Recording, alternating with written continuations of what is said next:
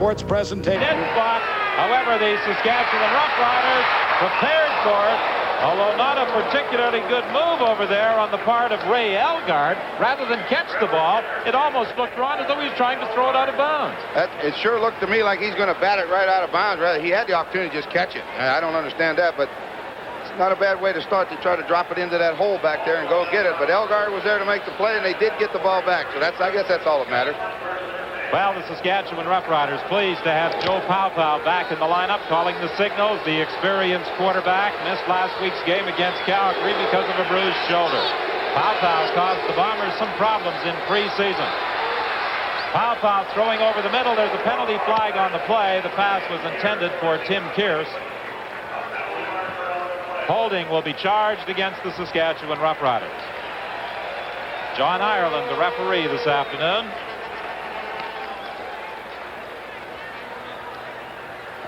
Holding. Saskatchewan number 58. Decline. Second down. Calgary product Vic Stevenson guilty of the holding call. So it will be 2nd and 10 as the Blue Bombers decline the penalty. Saskatchewan scrimmaging at its own 33-yard line.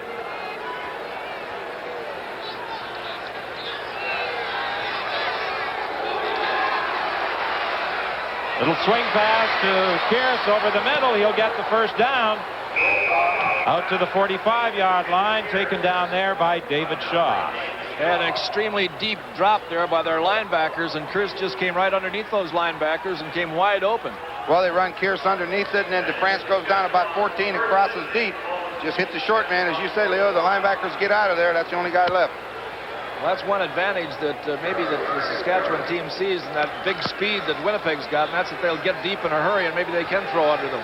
The first down against Winnipeg coming 29 minutes quicker than their initial first down did against the Calgary Stampeders. Fraser on the far side, hit immediately by Donovan Rose. Just a quick out pattern. Fraser went down about 6 yards and turned to the outside, and Paopao threw it on time. That's a pretty difficult pass for the corner to stop when it's thrown on time like that.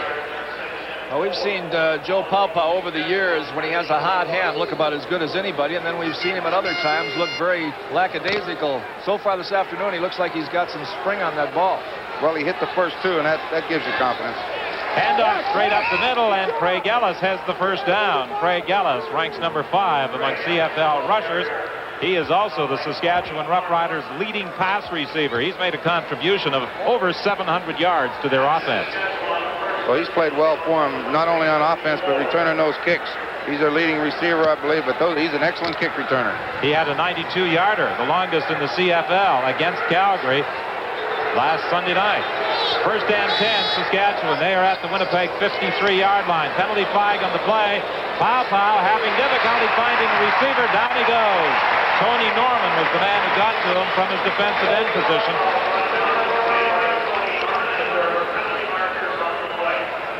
We'll wait for referee John Ireland to sort things out for us, but there were 2 penalty flags on the play. Well, he was going to throw it short, but the offensive lineman moved. So that offensive guard moved. That forced them to throw the flag right away. And then they made the sack on him, and they got him in trouble, 2nd and long. Don't want in these situations against Winnipeg. 2nd and 15 for the Saskatchewan Roughriders, back at their own 51-yard line. They'll be lining up and going after him. Here they come, but Paopao gets it away, intended for Tim Kearse. Incomplete. He had maneuvered in behind Ken Haley, who leads the CFL in interceptions. However, Kearse initially was looking over his outside shoulder and then had to swing back to the inside. Well, when I watched him go downfield, I thought he was just going to keep right on going down the middle because, as you say, he got behind Haley and then he went to the outside on like a corner route and the ball was thrown over the wrong shoulder. Just a little miscommunication. I think if he was reading that defense that time, Ron, when he broke loose beyond Haley, he should have kept right on going and looked for the ball. Straight line.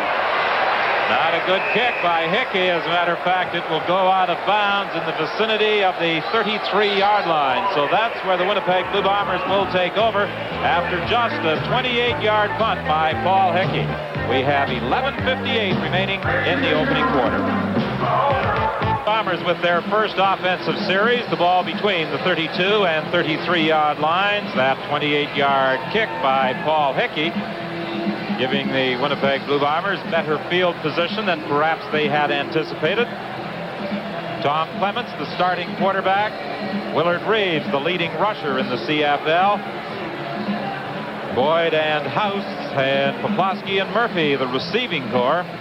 And, of course, John Bonk, the veteran offensive center, who will celebrate his 34th birthday tomorrow, anchoring that all-Canadian offensive line.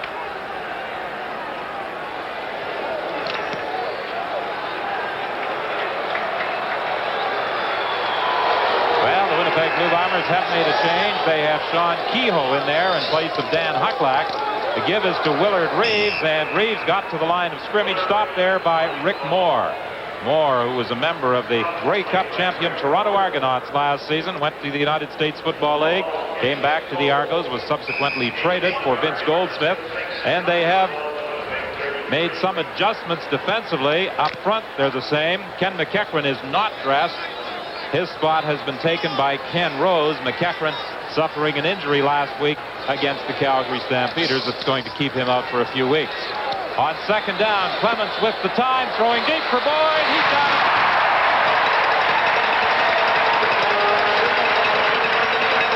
He did a beautiful job of keeping his feet in bounds while waiting for that Clements pass to get there. Well, you saw the blitz come from Jackson coming from the outside, but you can't give Tom Clements this much time. He's got a lot of time, and it's a well-thrown football, but as you say, watch him keep those feet in bounds. If you look at that pass and that completion, there couldn't be any margin of error on it whatsoever, and he got it in there just perfectly. Clements flipping it out to Willard Reeves, another first down for Winnipeg, and that's something that Clements does so well. And over the last few weeks, he has been the hottest quarterback in the CFL. They're going with a quick count up here. Tommy's taking him right to the line of scrimmage without a huddle. First and 10. The ball is at the 33-yard line. The handoff to Willard Reeves. Reeves has a pickup of about 5. You know that quick count moving up to the line of scrimmage without benefit of a huddle. When we see teams do it in the final 2 minutes of a half or at the end of the ball game, people wonder why they don't do it earlier in the ball game. Well, Winnipeg is doing it.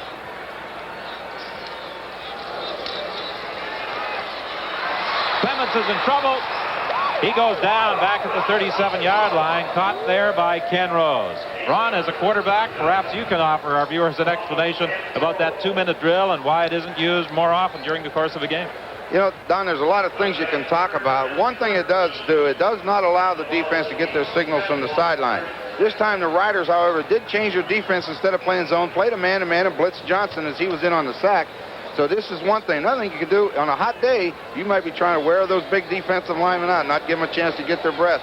A lot of reasons if you have a quarterback like Clements. The disadvantage to it is that if you call 2 plays in a row, the second play sometimes don't work against that defense, and you don't have time to call the automatic.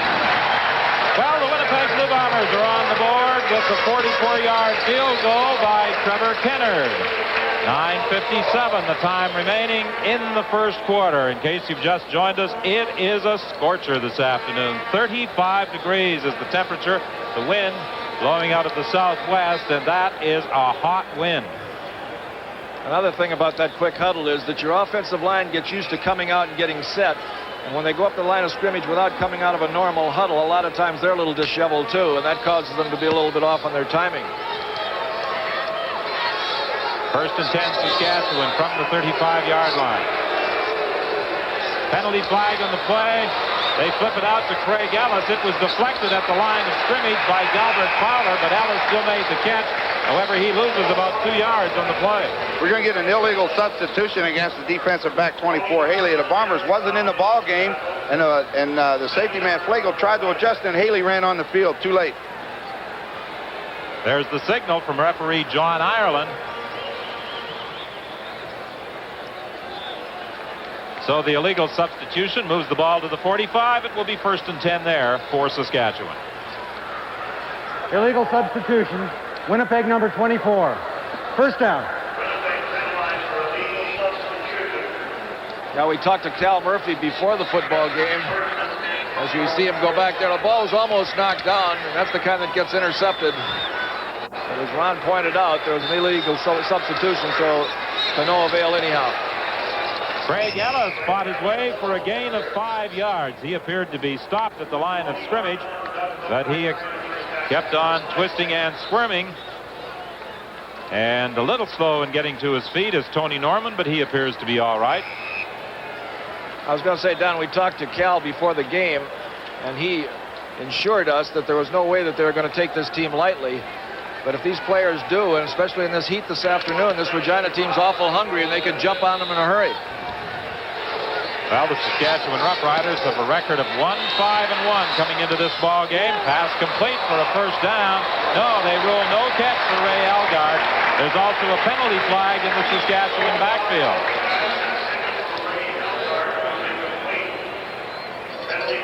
It will be a holding call against the Saskatchewan Roughriders.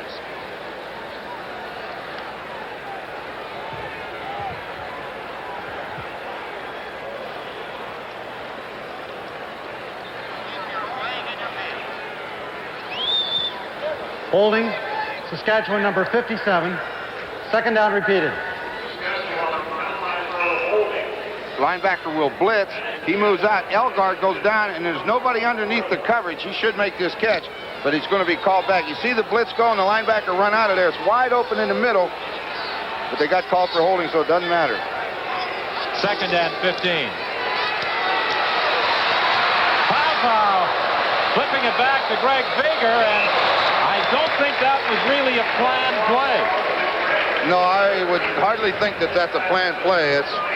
And I think the last thing in the world they wanted Feger to do was throw the football once he got it. I think Papa just said, look, they're closing in on me. Take the ball, see if you can make something out of it. And Feger said, well, if you don't want to throw it, I'll throw it. I know what he said. It's me or you, fella.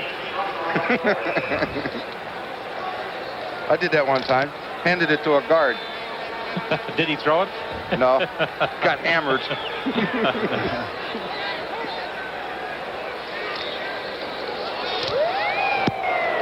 Bombers were going after that when Hickey this time gets away a much better kick to Ken Haley. Haley getting to the outside and then forced out of bounds at the 43-yard line by Ken Rose. A 49-yard kick by Paul Hickey and a run back of 22 by Ken Haley. Winnipeg leads 3-0 with 7:55 remaining in the opening quarter. Blue Bombers will start 1st and 10 from their own 43-yard line. Trevor Kennard with a 42-yard field goal, accounting for the only scoring thus far.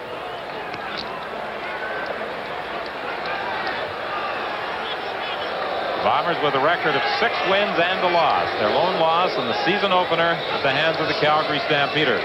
Quickly inside to Joe Poplawski. That will be a pickup of 7 yards. He was stopped there by Steve Johnson.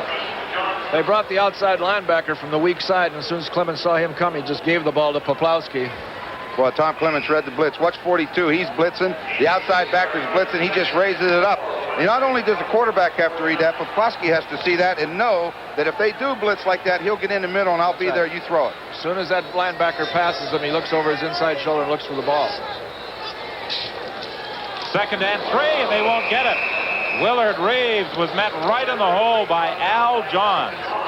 So the Winnipeg Blue Bombers are forced to send in the punting unit. This Saskatchewan defensive unit has played well throughout the season. They've been an overworked defensive unit because the offense has been less than productive. Been on the field too long. The longer you're on that football field, the harder it is for you to maintain that intensity that you start the game with. Bob Cameron, one of the premier punters in the CFL, kicking to Fran McDermott and Tim Kearse.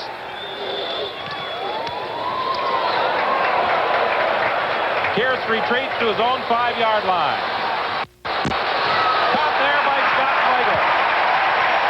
Flagel did an excellent job of warding off a couple of blocks to track down Tim Kearse, who was trying to get to the outside. A kick of 56 yards by Bob Cameron. He's done an excellent job all year on those special teams. He's an overly aggressive kid that gets down there and really isn't afraid to hit anybody when he gets there. He's done a great job with him. He's got an ideal temperament for a safety. I mean, he likes to hit people, but he's tall enough and fast enough to has good range in the secondary to play pass defense. He has tremendous athletic ability. He was quite a track and field star in high school. Well, they must have thought an awful lot of him. He's replacing Paul Bennett, who's been a landmark out here for a lot of years. He's now with the Toronto Argonauts.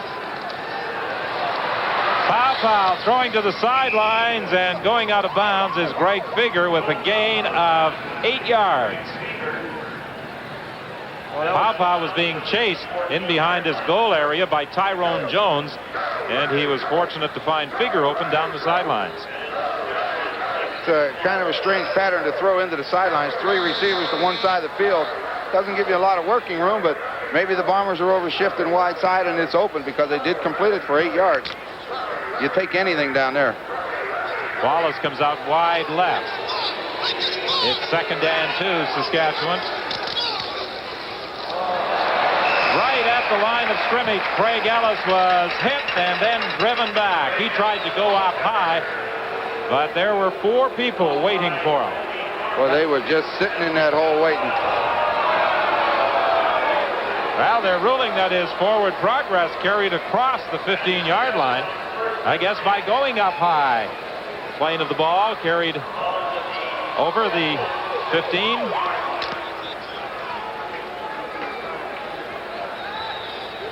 First and 10, Saskatchewan.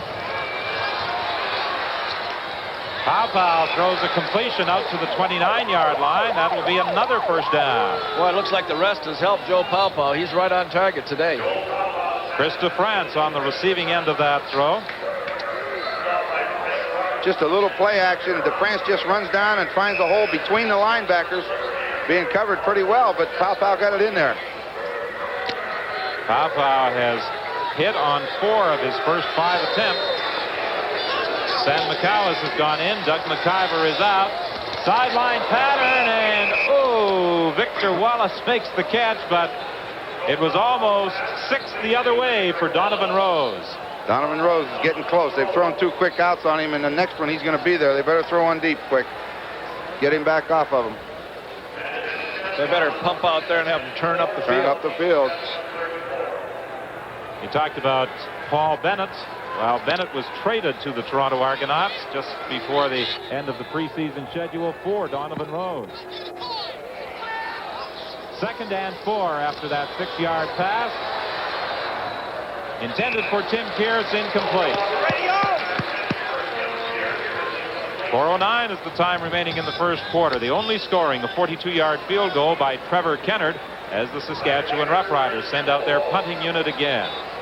The Roughriders with just 1 victory during the course of this 1984 season. That was over the Ottawa Roughriders, a game that saw Dave Ridgway establish a CFL record with 8 field goals. Reuben Berry, the head coach of the Saskatchewan Roughriders, talking to his quarterback as Paul Hickey tries his 3rd punt of the ball game. Play is whistled down. Penalty flag on the play. Now, was it procedure or offside?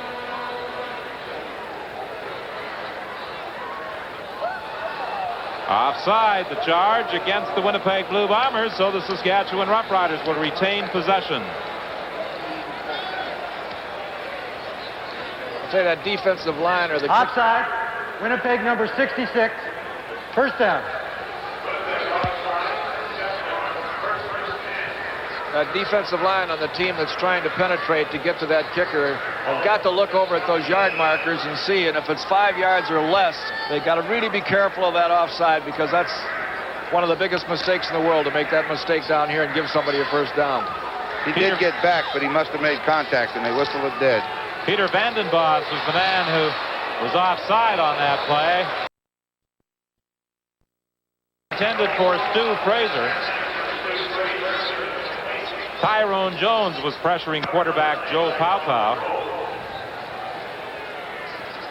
To make room on the roster for Pow for this afternoon's game, the Saskatchewan Roughriders moved Nicky Hall to the reserve list. He started last Sunday against the Calgary Stampeders. 2nd and 10, the ball between the 39 and 40-yard lines. 3:29 is the time left in this opening quarter. This time Wallace lines up wide right. Fraser comes out to the left. Trying to set up the screen, and it was knocked down.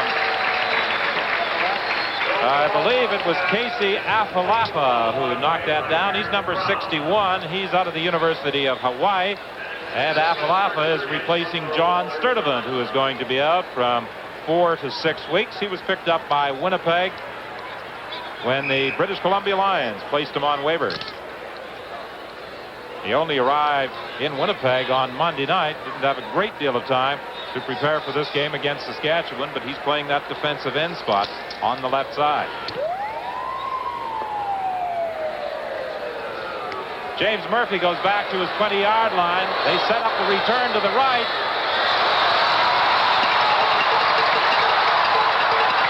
And Murphy runs it back to the 48. Dropped down there by Steve Johnson. A 51-yard kick and a 28-yard run back by James Murphy. We have 2:50 remaining in the opening quarter. The Blue Bombers will scrimmage from their own 48 when we return. Tonight, the San Francisco Giants visit Montreal's Olympic Stadium to start the final month of the regular season. Expos baseball Wednesday night here on CBC, blacked out in Southern Ontario. The Bombers first and 10 from their own 48. To the sidelines, it's picked off. Billy Jackson was over there to take it away from Sean Kehoe. And the Saskatchewan Roughriders will take over first and 10 at midfield. Good defensive job by Jackson. Well, he's played very well for this ball club all year. And, you know, when you talk about a quarterback throwing the ball late, he'll go right out in the flat. And if you see Clements, he's open right away, but he holds the ball and lets the defender get underneath it.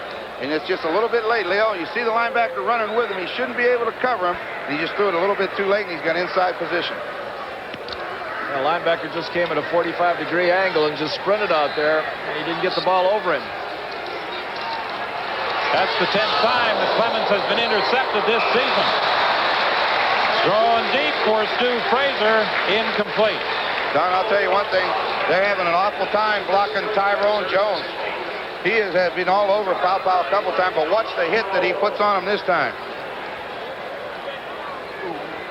I think he felt that one. Yeah, you can tell why he's laying there. He felt it. He's been in there 3 or 4 times already today. Well, we asked Coach Cal Murphy prior to the game if Tyrone Jones was having as good a year as it appeared to us he was having, and Cal simply said, yep. Maybe even better. Oh, what a hit on Craig Ellis from Aaron Brown. Boy, when you sneak across that middle and that ball's thrown in there, those linebackers love it.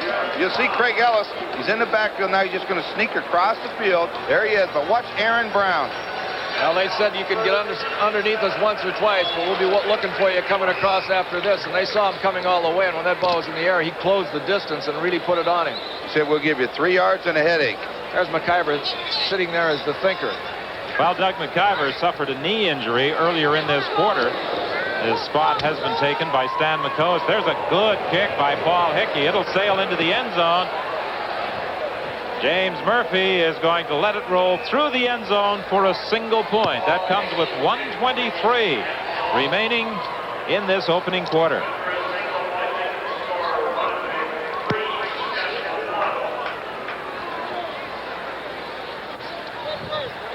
Paul Hickey, who hit his first only 28 yards, booms that one 76 yards for the single point.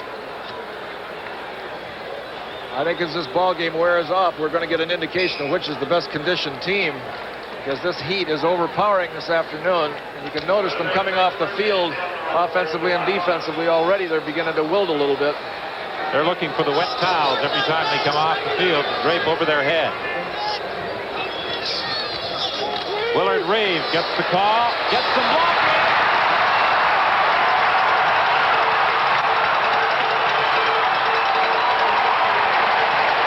All the way to the 23-yard line. Finally brought down by the safety, Glenn Suter.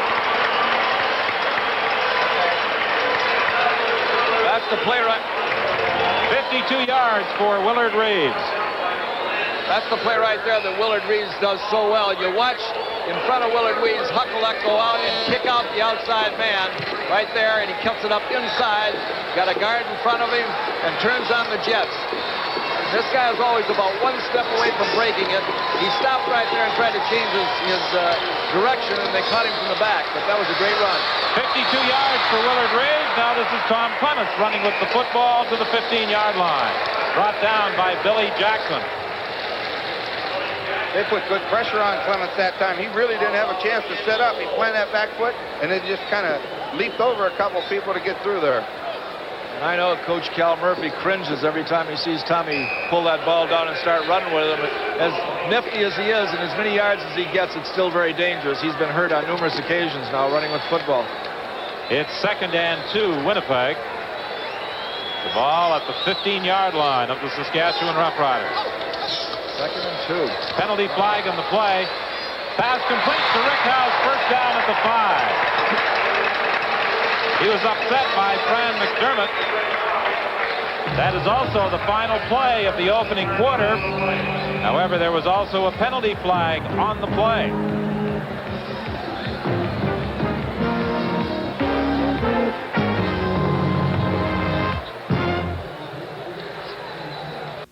This is a design play by Tom Clements. He's going to drop and roll. This back will come over, the tackle blocks, and then they pull the guard as his personal interference man, and then Rick House just comes right across behind the linebackers, and he'll get open. But watch Clements. Just come straight back, and then away he goes. There comes the guard. Now you get out there with him. He's your protector. And then Rick House just comes underneath it, makes the catch. Oh, when you're down there on about 15-yard line, you've got 2nd down and 2 yards to go with Willard Reeves in the backfield, and you back up into the backfield 7 yards to throw the pass. That's a mistake. And I don't care whether it's Clements or any other veteran quarterback. You've got to use that 3-down territory and get the first. There was a penalty flag on the play. It was Saskatchewan offside. The penalty naturally declined. Willard Reeves trying to get to the end zone. He picked up about 3 yards, but was stopped by Eddie Lowe. That's a good job by Reeves. He tried to outrun Lowe, but Lowe just wouldn't have any of it. He just came along and got him. Stayed with him. That was a good play. Willard Reeves came into the game as the leading rusher in the CFL with 621 yards. He's added 61 more this afternoon. Watch the power of this man when he's running. He knocks them backward, and that's one good thing about Willard Reeves running with the football. He's always turned upfield and gaining yardage, as he is right there. Touchdown for Willard Reeves.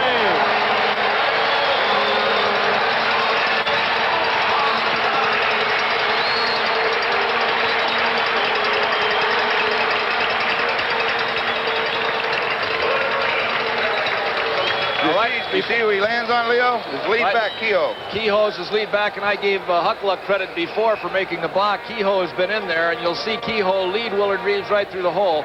And this is what I'm talking about. When you've got a guy like Willard Reeves and you're in 3-down territory, 10 or 15-yard line, 2nd down and 2 yards to go, use them. You've got 2 downs to make 2 yards, and you're going to do it. The point after by Trevor Kennard. And that gives the Blue Bombers a 10-1 lead over the Saskatchewan Roughriders. We're just 52 seconds into the 2nd quarter. The Bombers lost their season opener to the Calgary Stampeders at McMahon Stadium. Cal Murphy less than satisfied with the performance in that game. 9 turnovers contributed to the downfall of the Blue Bombers in that one. And I wonder, Leo, if Cal Murphy may have been issuing some instructions there to Trevor Kennard about what he wants him to do on this kickoff attempt. Cal had indicated to us prior to the game that we may see something a little different on some of the kickoffs. Well, in the first kickoff, they tried to kick it in the void spot to the left of their kicking team, just down the hash marks about 20 yards. And the Saskatchewan team made a good adjustment on it, although they shouldn't have tried to knock it out of bounds. Aldag should have caught the ball, but they still were on top of it. I wouldn't be surprised, because Cal Murphy is a gambler, and he'll take advantage of everything, to see an onside kick one of these times. Well, he's coming, every game, I think any team playing Winnipeg always prepares for the gimmick plays. So he's always got them, and it's usually in some phase of the kicking game. He's already tried one. Look at it over to the right over there. There's some room over there to squib it. Now he's kicking it deep down the right side. And it sails into the end zone and rolls out.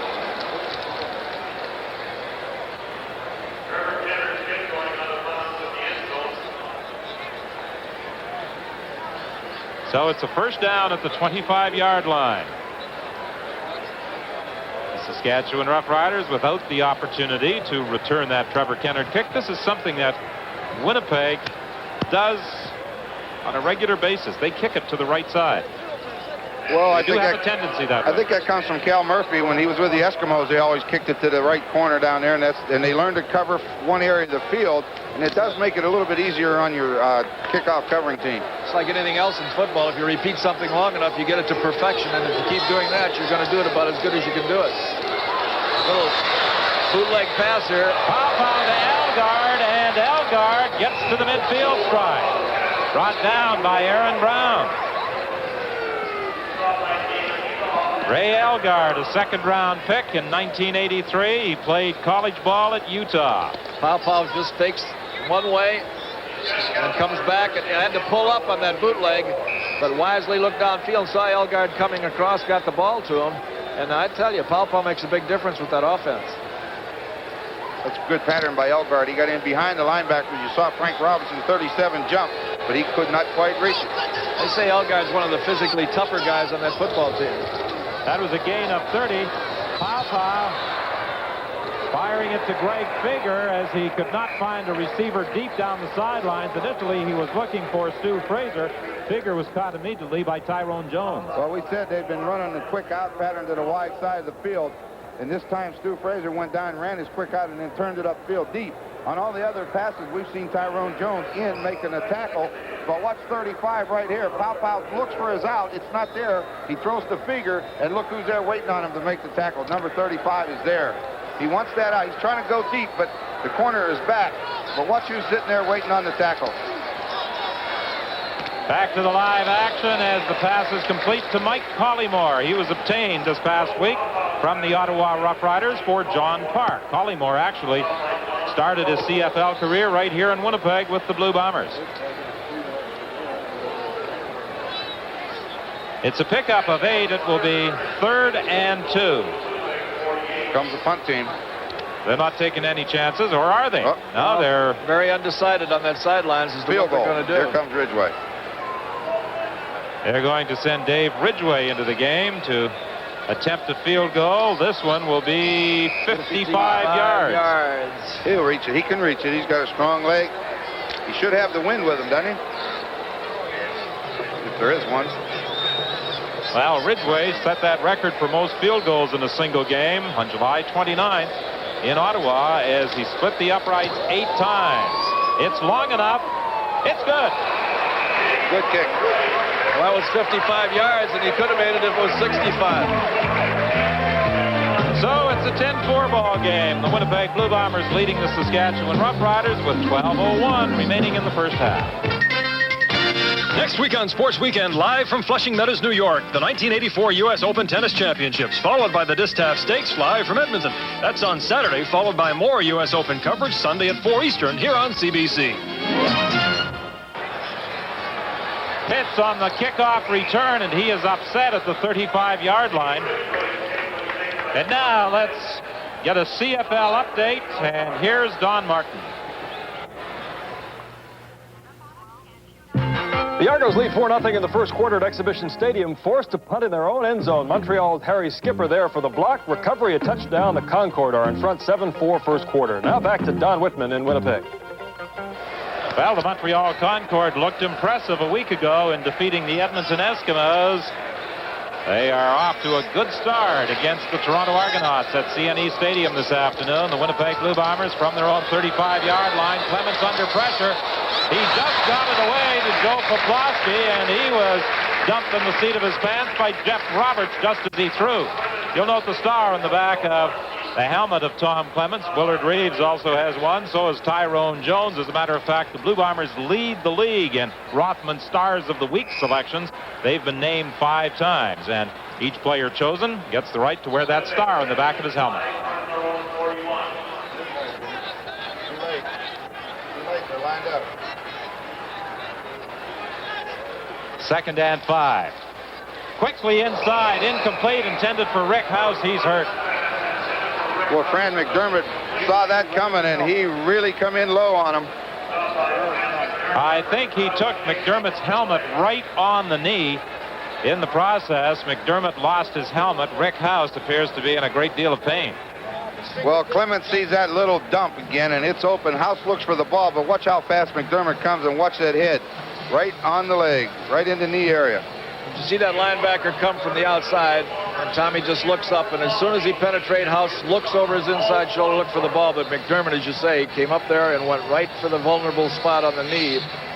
As a result, House is still stretched on the field.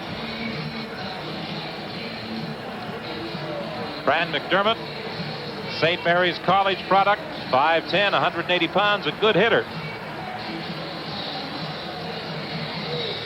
And Rick House out of Simon Fraser University goes heads over heels, but of more concern right now than that incomplete pass is the condition of the right knee of Rick House.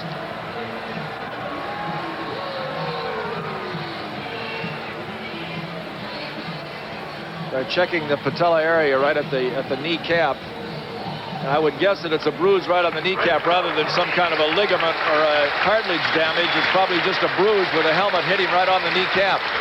Well, I think it's always a good sign to see a player after a hit like that walking off. He's walking pretty good, too. It won't surprise me to see him back in there. The only thing about that kind of a hit, sometimes it gets fluid on it, and it gets a little bit stiff, so they better keep him moving. Third down kick by Bob Cameron. He hangs it high. McDermott takes it at the 15-yard line. They've got the return set up to the right. But he can't escape Delbert Fowler.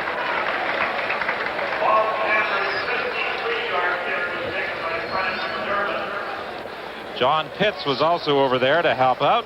That was a 54-yard kick by Bob Cameron. I don't think Fowler thought that he was going to make the turn on him, and he kind of loafed down there a little bit. And then in the last minute, being blessed with great speed, he was able to turn it on and still make the play. But he let up there for a moment, and it could have been dangerous because he's the last line of contain over there. 17-yard run back by McDermott. It's 1st and 10 Saskatchewan. They are at the 27-yard line. Greg Figger fights his way to the 30. That will be a pickup of 3 yards. It will be 2nd and 7 Saskatchewan. While we have an opportunity, we'd like to say hello to Marguerite Spalding, the wife of our producer John Spalding. And Marguerite, we hope you're well on the road to recovery. Marguerite has been hospitalized for the last while, and we all wish you the best from our Western telecast crew. John always calls her Maggie. That's the first time I ever heard her name was Marguerite. But Maggie, that comes from all of us. Little swing pass to Craig Ellis. He has the first down. He runs hard when he gets into the open field. And he works his way out to the 45-yard line where Ken Haley and Donovan Rose combined to bring him down. He's a pretty tough kid, that Craig Ellis. I saw him before put a block on Tyrone Jones on pass protection in there and suck that helmet right up under the chin and just stop Tyrone Jones right in his tracks. He just dumps it out quick. You'll see 58 Vic Stevenson tries to get out in front of him. Boy, he's got a lot of room. He gets ahead of the blocker almost. He gets ahead of him. Vic could have got out there a little quicker, had a chance to make it a real big one. And that time, that pass had to be thrown quickly to Greg Figger. There was pressure coming from Tyrone Jones. There's also a penalty flag on the play. We get a roughing. Boy, Barry Aldag got down there and made a real key block just after the play was made. I should say Roger Aldag, Ron. That was his brother, Barry. Well, I think Tyrone Jones put the late hit on quarterback Joe Paupow. We'll listen to referee John Ireland.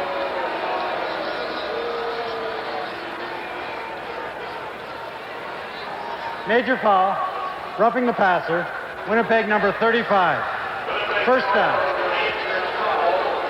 Well, they set the screen to Greg Figger, but you'll see Tyrone Jones come from the left side of the screen. Just as the ball's gone, he gets there, and the referee throws the flag immediately. Almost looked as though Jones was attempting to avoid contact with Paupow. Greg Figger goes inside. He picks up about 3. Here's Don Martin with another update. At Exhibition Stadium, the Argos are back in front. Joe Barnes, the starter, keeps it, goes up the middle for the touchdown to put Toronto ahead 11-7 in the second quarter. Don, it's nice to see some offense after last night. Yes, indeed. It was all a kicking show last night, Don, at the stadium at BC Place, 15-4. As Lou Pasaglia accounted for all 15 points in a triumph over the Calgary Stampeders. Penalty flags on the play. The pass incomplete. It was intended for Craig Ellis. Ellis, when he first came into the Canadian Football League, used primarily as a receiver with both Winnipeg and Edmonton. Then the Calgary Stampeders turned him into a running back. And at the end of the year, when he was released by Calgary, he was immediately snapped up by Saskatchewan. Number 11, decline, third down. I'll tell you, everybody is talking about the lack of offense and the lack of scoring in that game last night, but something, if you're a good football fan, that you got to be appreciative of is some good defense, and you had 2 good defensive units out there last night. BC Lions are noted to be one of the top defensive units in the country, and Calgary is not far behind. And when you get 2 teams like that going at each other, you're not going to score a lot of points, but it's still good football. Ridgway's field goal is good. So a 40-yard field goal with 7:50 remaining in the half cuts the Winnipeg lead to just 3 points. We'll be back right after this. First and 10, Winnipeg. They are at the 35-yard line. They led at one point, 10-1. It's now 10-7. Willard Reeves, who has been running well this afternoon, fights out to the 43. Stopped there by Fran McDermott. You get that heavy defensive front in there, and they look like they're all in a blitzing position. It kind of thins out when it gets to the outside, and all they've got to do is kick somebody out there and hit that inside hole, and you'll see Willard Reeves break away with another long run like he did before. Well, they credit Reeves with a pickup of 9, placing the ball at the 44-yard line, so Reeves now has 71 rushing yards this afternoon. Tom Clements keeps on second and a yard, and he'll have the first down. We were talking after last night's game. Young Greg Vavra, the Calgary quarterback, a couple of times appeared to be a little reluctant to sneak the ball himself on third down.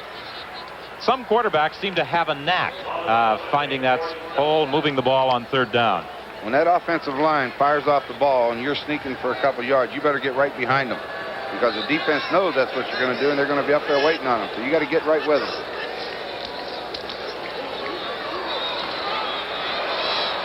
Clements, unable to find that receiver open, got back to the line of scrimmage. Stopped there by Jeff Roberts. Little bootleg action there when he came back and looked downfield. He had a notion. He went a little bit further and threatened the line of scrimmage like a lot of good quarterbacks will do, and took another look downfield, but the defense was still in a position to cover all the offensive receivers, so he brought the ball down and ran with it. As far as Vavra is concerned, maybe in college, with the kind of a background he had, he never had to do much quarterback sneak, and he was probably scoring all the time. Jerome Erdman is in there in place of Rick House.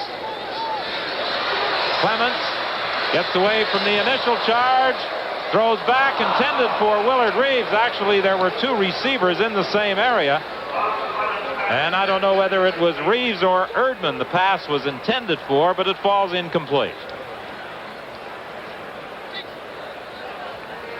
Well, the word is that Rick House has suffered a bruised knee, but after closer examination at halftime, could return for the second half. Well, knowing Rick House, if there's any way he can return, he will. They better keep him moving, though, because if he did get it right on that patella, he's going to get some fluid on there. He's got to get up and be moving. McDermott and Kearse are back for the third down kick by Bob Cameron. Another good kick by Cameron. He's averaging 55 yards. It's taken by McDermott. Penalty flags on the play. Blocking from behind as Scott Flagel was spun over by Donovan Rose, or Ken Rose will almost certainly be the call. We have 5:20 remaining in the half here at Winnipeg Stadium. The illegal block moves the Riders back to their own 6-yard line, and that's where they will begin scrimmaging with 5:20 remaining in the half, and they trail by 3. Last time they were backed up, first down, Powell threw the football. He may do it again. So far, the offensive line of the Saskatchewan Roughriders has given Powell pretty good protection. Yeah, he's had enough time to throw the football. He's getting them off. He's got to get him out of this critical area right here, or Winnipeg will be back on the scoreboard. Greg Figger fights his way to the 10. Stan Mikowas was in there to make the tackle. He has replaced Doug McIver at that nose guard position. One new addition, as we mentioned earlier, to that defensive line, Casey Afalava. And now with Stan Mikowas in there in place of Doug McIver, They have 2 new additions in that defensive crew. Second down pass for Tim Kearse. He should have the first down. He gets out of bounds at the 18. Forced out by Ken Haley. Just little crossing patterns. Comes inside. Fraser comes in. Kearse goes out.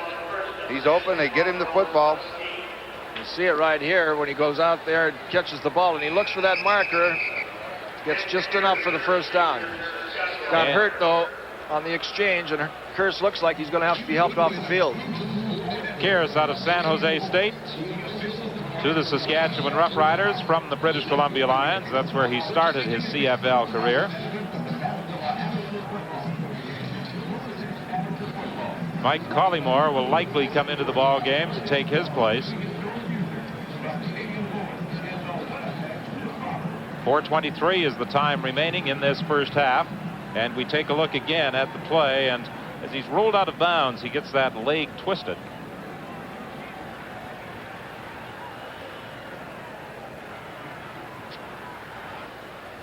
Packs 190 pounds onto a 5'11" frame. He really doesn't look that big.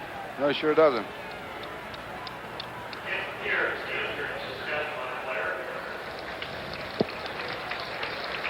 We've talked a couple of times about how hot it is this afternoon here at Winnipeg Stadium, 35 degrees. Ron, as a quarterback and as a professional ball player, did you enjoy playing in the heat? Oh, I loved it. I never worried about the heat. I just didn't like rain. I could handle cold and anything else, but no rain. But heat was great. I think rain is the primary concern of most quarterbacks, isn't it? I don't know many that like it. Not a bad afternoon so far for Joe Paopao. He's hit on 12 of 17, make it 13 of 18. Swinging it to Craig Ellis. And Ellis fights his way to the 24-yard line. Well, the last time the Riders were backed up to their own 5-yard line, they managed to move the ball away from danger. They're doing an effective job again of advancing the football. Well, they've had some success with that little screen outside to Ellis. This time he ran away from his blockers, but he still picked up 6 yards. It will be 2nd and 4. A mix-up in the backfield. Paopao missed the handoff, and Saskatchewan is forced into a kicking situation. Craig Ellis was already at the line before Paopao spun around to hand him the ball. He never got the snap when it come up out of the center. He was bobbling a little bit. And when you've got a fullback hits that quick, watch how fast. He's gone before Joe gets a hold of the football. Yeah, he didn't get a good handle on it. And Frank Robinson is there to make the tackle, forcing the Riders into a kicking situation. I think Frank Robinson may have been looking forward to this game just a little. He played last year, of course, with the Saskatchewan Roughriders. I would think he would. Picked up by Winnipeg back in July the 2nd. The kick by Hickey is scooped up by James Murphy, and Murphy has some running room if he gets the block.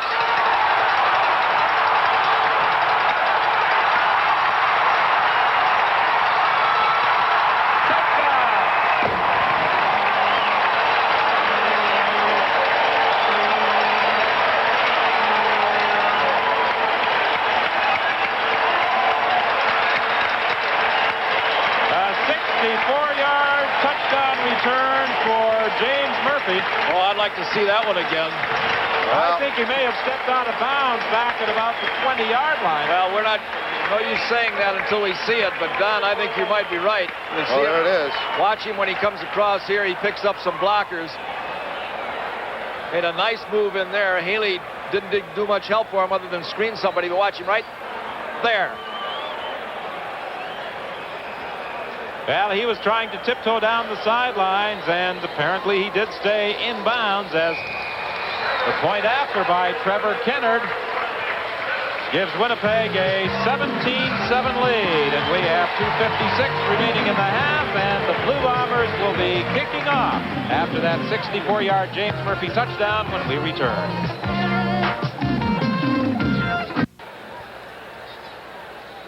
Well, James Murphy scored a 64-yard touchdown on that punt return. He was very close on the sidelines. It's very tough to tell whether or not he stepped out of bounds. The Bombers using the short kickoff, and they recover with Tyrone Jones pouncing on the ball. We had warned you earlier that the Saskatchewan Roughriders had better be prepared for something a little different on the kickoff by the Winnipeg Blue Bombers, and they executed that one perfectly. Well, they started by kicking the ball down to the left side, trying to kick it in the hole. And if you'll notice, the outside man on the right side now is off, not on the line of scrimmage, but about 10 yards deep. And that's where they laid the ball, right where he was off there, and they went down and covered it.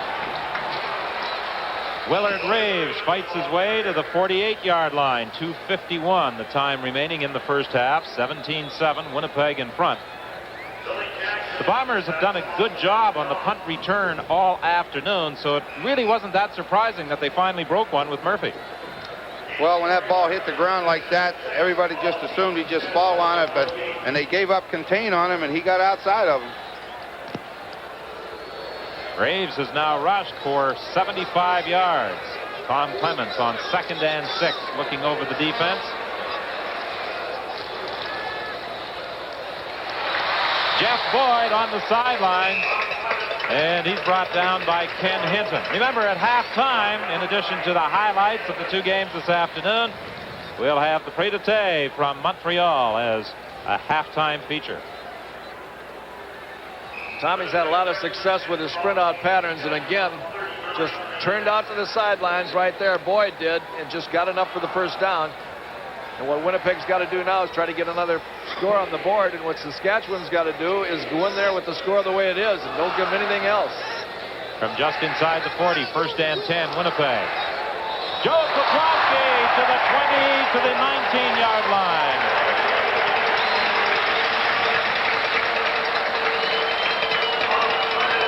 But there is a penalty flag on the play, and I believe it's going to be brought back. Sure is, and it's too bad because the well-executed play.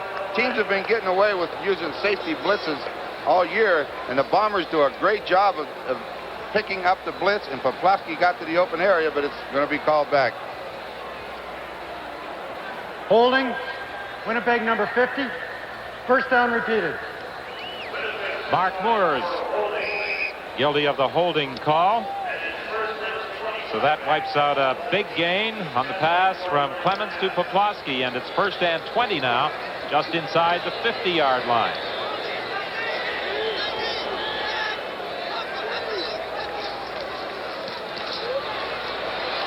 Clements stepping up into the pocket. Now he decides to run the ball and is caught from behind by Al Johns.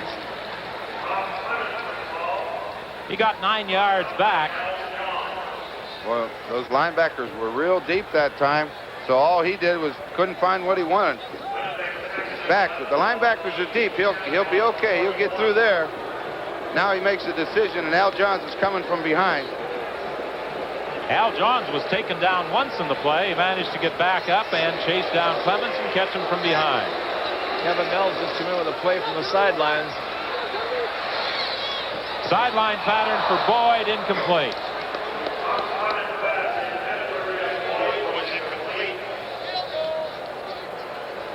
So on 3rd down, the Bombers will send in their field goal unit. 1:35 is the time remaining. A very relaxed Cal Murphy prior to today's game. All the assistant coaches were coming into his office trying to convince Cal that they should be allowed to wear shorts down in the sidelines today. He said, no, we're wearing the long pants, despite the fact it's 35 degrees.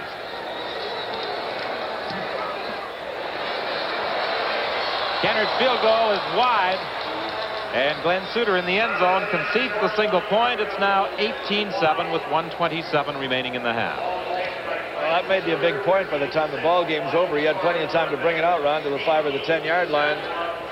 With 1:35 left, they've got their work cut out for them going to the length of the field, but they do get the ball out now to about the 40-yard line, so they have a chance to move it down there. But I agree with giving them the point to get the ball out to the 41. In a minute and 35, you can score from here pretty easily. We'll see how easily. You betcha. Well, John Hufnagel. If they score, I'll build you a watch. Standing at the Bomber bench.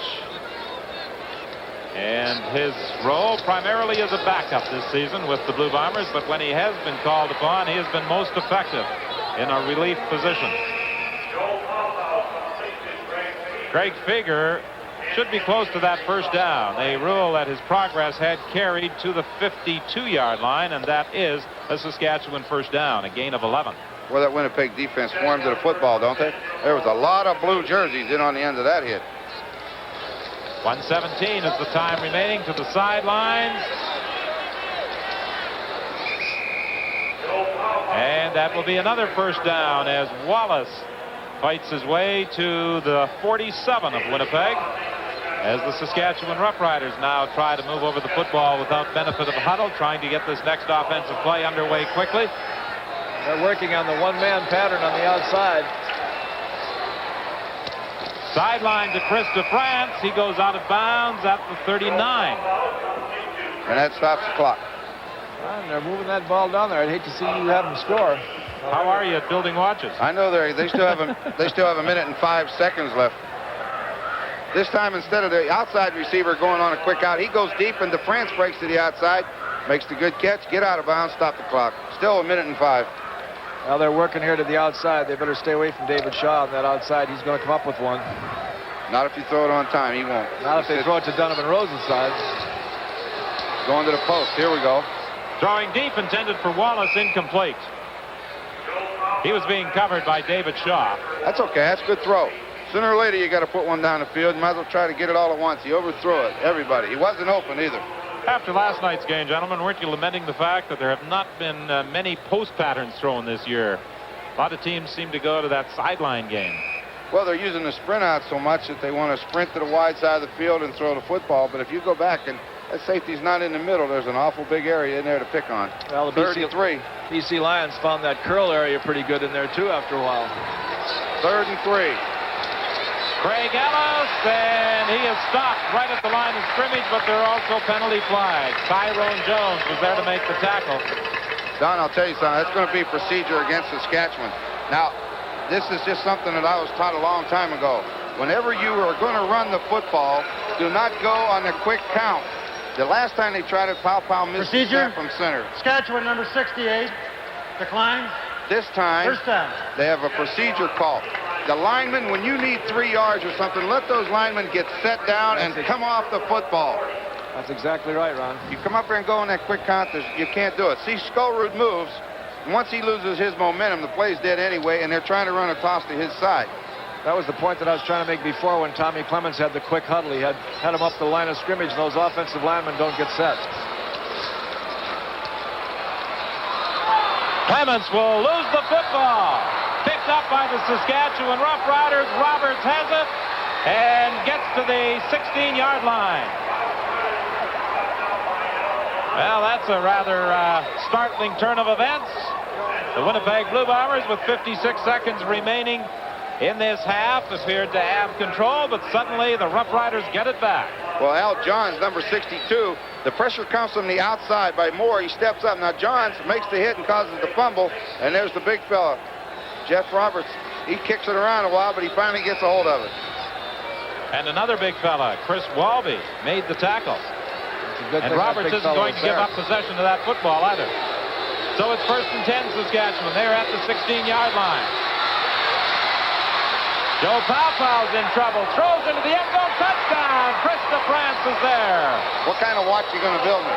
Oh, no, they didn't score on that time. The ball changed. Tommy Clements got the ball back. Oh, I see. That's a little What bit do you think, different. Don? I still think he owes you a watch. No and I want to way. be there and watch him build it. No way. I mean, you guys from the West, I mean, you got gang up on me all the time from the East. I'll That tell you was what, an that's a exceptional great job there by Tommy Clements. And a very good catch over there by Chris DeFrance, too. The defense let up at the last minute, thought that he was going to get corralled behind the line of scrimmage and just let their guard down for a minute, and he got the ball high, and DeFrance went up and got it. Joe Powell throwing to Chris DeFrance with 38 seconds remaining, and now it's an 18-16 ball game. What a difference.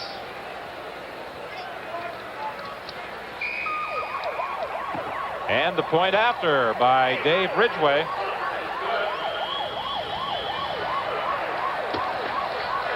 And we still have 38 seconds remaining.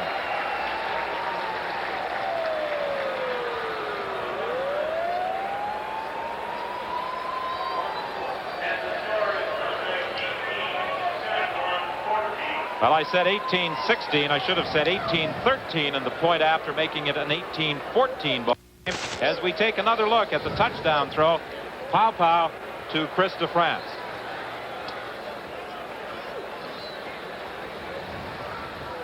Pow did a good job of scrambling, and DeFrance just found a spot in the end zone. He's got great jumping ability. And Pow put it up high for him. I'll tell you one thing about Joe Pow.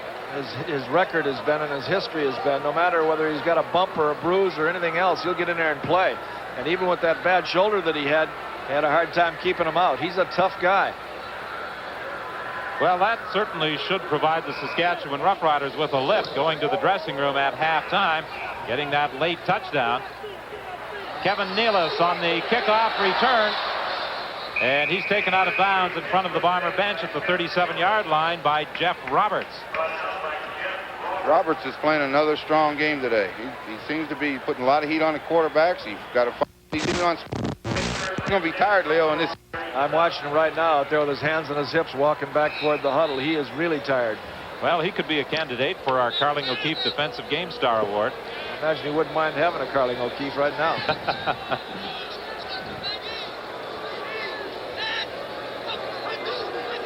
Movement at the line of scrimmage, a penalty flag as Tom Clements finds Joe Poplawski in the open. A first down at the 52. Stopped there by Billy Jackson. 27 seconds remaining at the half. Rick Moore apparently offside on the play. Offside. Saskatchewan number 76. Decline. First down. Well, Jeff Roberts is going to slow things down. He's down on one knee. One thing that defense, you'll see the Moore here on the screen here, take a jump, couldn't get back in time. And a lot of times when that defense sees an apparent offside by one of the people on the defense, let down a little bit. And a lot of times you get a touchdown on one of those plays right there, but Tommy just got a first down on that one. Is he hurt or tired? Maybe a combination. 6'3", 235 pounds out of Tulane, will be replaced by Brent Reset.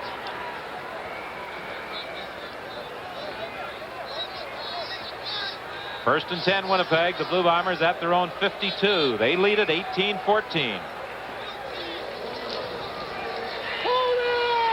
Clements to the sideline. Poplawski out of bounds at the 38. 22 seconds remaining. And by going out of bounds, Poplawski stops the clock. A gain of 20 on that pass to Poplawski.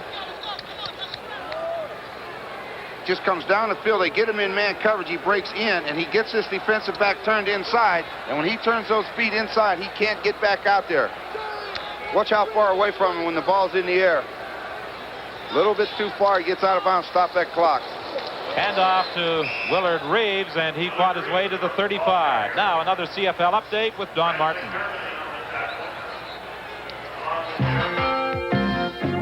Jerry DeTilio has come on to replace Turner Gill. Montreal has moved closer. The bomb goes to Nikaraki. Great catch in the end zone. It's 15-14 Toronto late in the first half. Well, it's a close one involving the Argos and the Concord. It's close here at Winnipeg Stadium, a 4-point difference. Clements fumbled the ball on 2nd and 6. Penalty flag in the play. Complete to Erdman, out of bounds. But I think it will be called back by holding.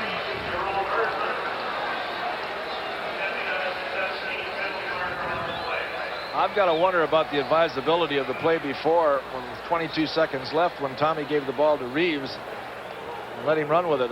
Maybe he was trying to get him in a position just to kick a field goal, but I think they can kick a field goal from where they're at. Holding. Winnipeg number 59. Second down repeated. Lyle Bauer guilty of the holding infraction as Jerome Erdman comes off, and his gain on that Clements pass will be wiped out. Kevin Nealis comes into the game. 10 seconds remaining. 2nd and 17 Winnipeg. Now you got to get field position for the field goal here. Touchdown, other way. Oh! Fran McDermott had stepped in front of Kevin Nealon. He had some room down the sidelines had he been able to hang on to that Tom Clements throw. 4 seconds remain. Rick Moore was applying pressure.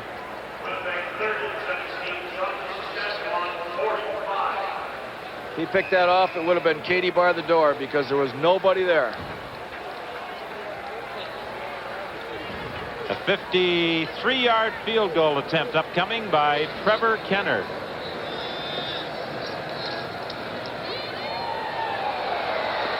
Kick is good.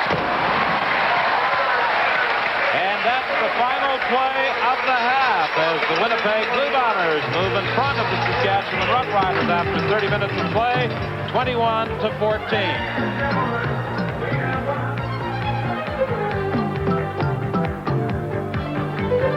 Roughriders, one of the few teams to show a profit last season, but the problems in '84 have been on the field, and Winnipeg is not helping matters much this afternoon.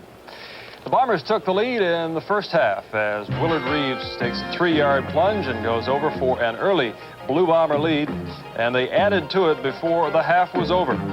Big crowd this afternoon in Winnipeg, a perfect day. Coming up, the kick and the punt return, it goes to James Murphy.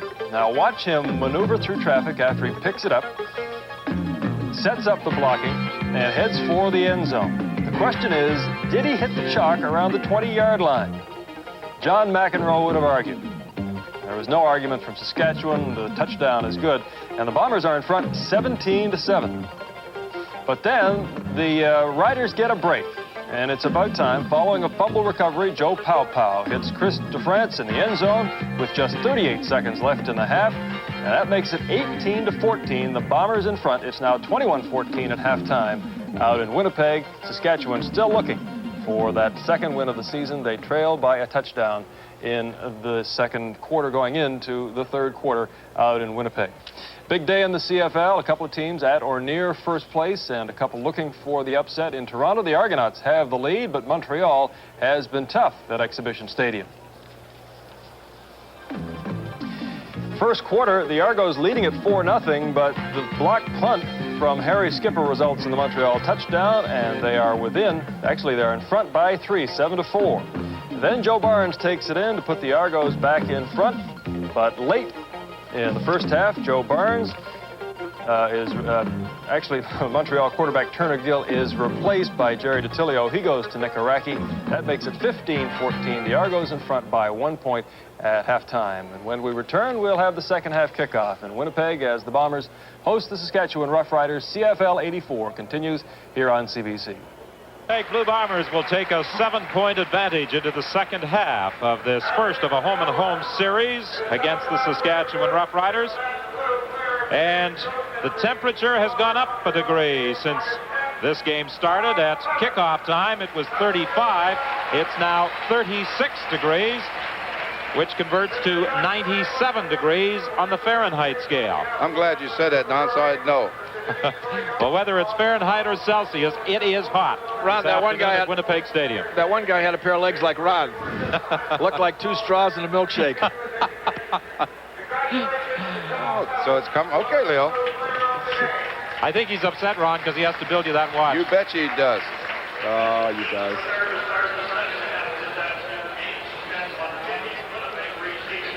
Dave Ridgway preparing to kick off.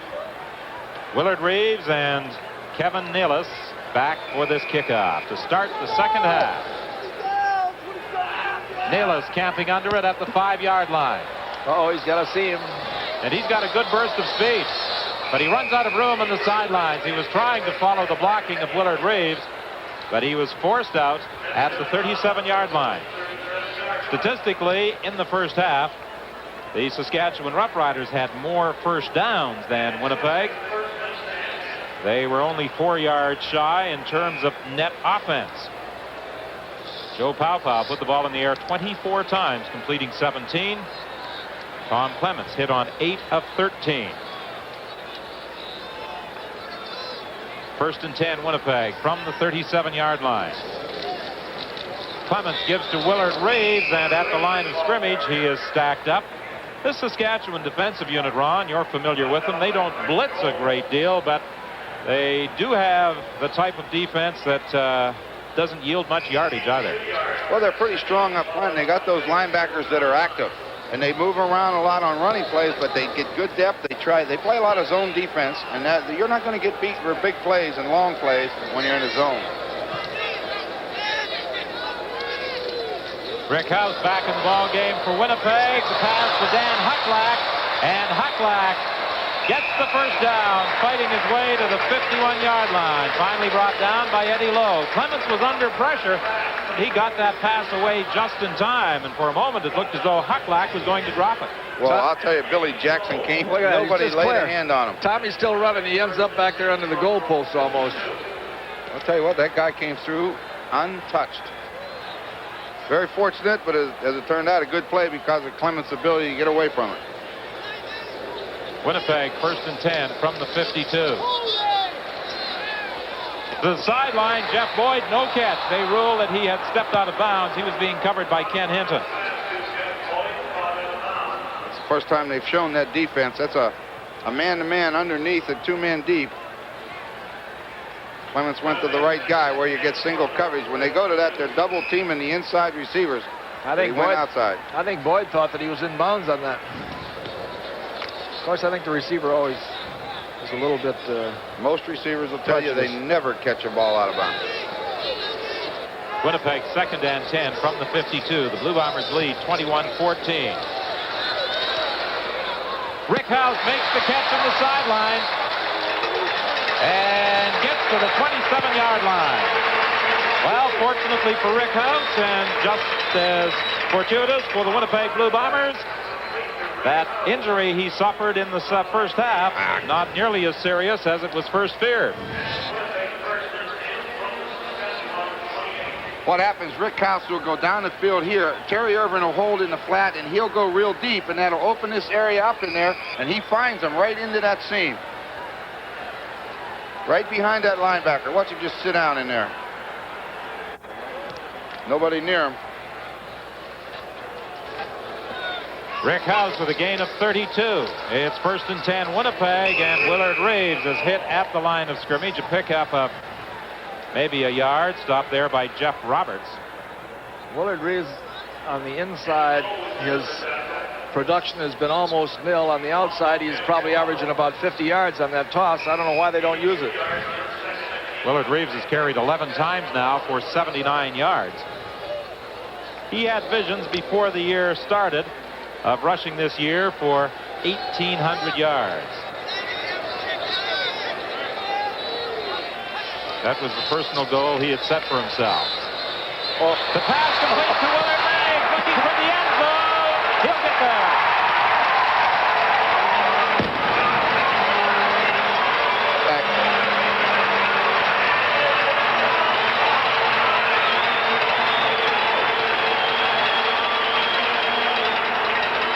Well executed play, nothing to that one.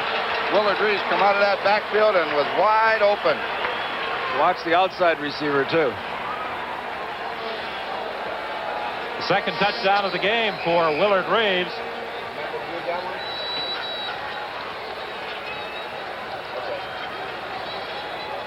That's what you call coming clean.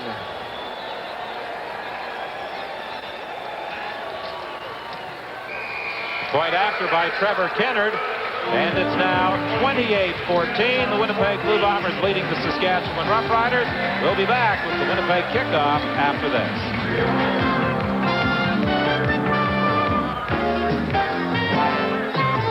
Well, they get in man-to-man coverage as a receiver right here. I think it's 71 Poplawski. He'll run a pick, and Willard Reeves will just do this. He runs across with him, and that means that Eddie Lowe can't get over here to cover him, and watch him come clean.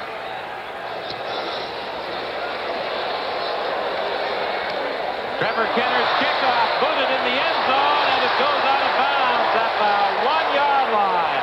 Craig Ellis had difficulty handling that kickoff, and it went out of bounds at the 1. I think Craig Ellis almost made another serious error there when the ball was bounced. We're going to take a look at this touchdown right here now. Ron has already illustrated it on the telestrator. But Poplawski's come across there, and no one, you can't run with Reeves once he catches that football. It gets outside. But Ellis that time, he fumbled the ball out to about the 1-yard line, and then as an afterthought, he thought he could throw it back in the end zone. And had he thrown it back in the end zone and it hadn't gone out of bounds and one of the blue shirts recovered, it would have been a touchdown. The Riders starting out in the big hole, and Greg Figger trying to move inside. Got to the 4. It will be an advancing 3, 2nd and 7. The play facing the Saskatchewan Roughriders. Tony Norman, number 55, made the tackle for Winnipeg. And we're talking about something that could have turned the ball game around. After this game is over, we're going to reflect on that touchdown pass to Willard Reeves right there, because the defense is really fired up now. The field position is all Winnipeg's, and Saskatchewan's going to have to do something real big here to keep them off the scoreboard again very shortly. A key play right here for the Saskatchewan Roughriders. They try and move out of their own zone. It's picked off. This will be a touchdown for Aaron Brown. You can see it coming.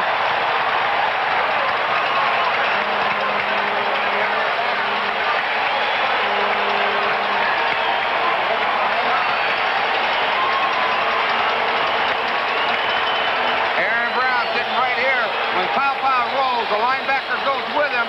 He'll come right back here and settle underneath that second receiver, and he'll just be in perfect position. Watch the position he's got. Oh, yeah, here I am.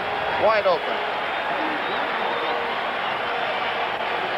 A guy that was instrumental in that play was Delbert Fowler. He made some penetration in there, and he got his hands up in the air and caused Pow to throw the ball a little bit off target. Aaron Brown picked it off and went in for the score. And the point after by Trevor Kinner. And while the Bombers came into this third quarter leading by 7, they have very quickly increased their advantage to 21. Watch Delbert Fowler here now as Pow rolls to the right. Gets a little pressure, looks like those hands are up in the air, and he can't see through that.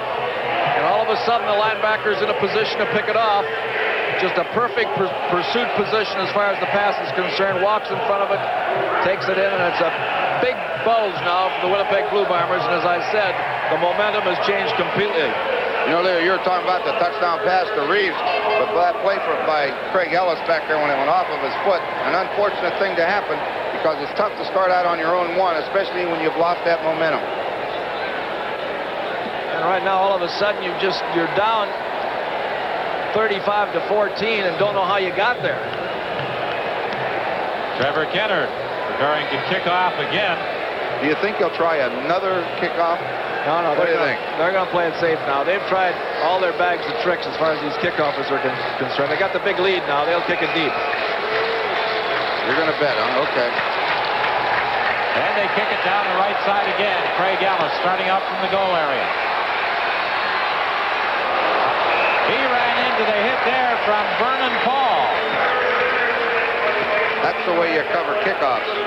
Vernon Paul the other night was involved in a horse race at Assiniboia Downs as the big linebacker actually got up on the horse at the racetrack. I think he was hanging on for dear life more than trying to ride the horse. And I don't think Coach Carl Murphy was particularly excited about seeing Vernon Paul up on the back of the thoroughbred. I wouldn't think so, not during the season. I don't think the thoroughbred was particularly happy either with the 225-pound Vernon Paul on his back. This is Craig Ellis, and he is out to the 25. That will be an advance of 9 yards. Stopped there by Frank Robinson. 35-14 the score in favor of the Winnipeg Blue Bombers. 9:54 is the time remaining in this third quarter.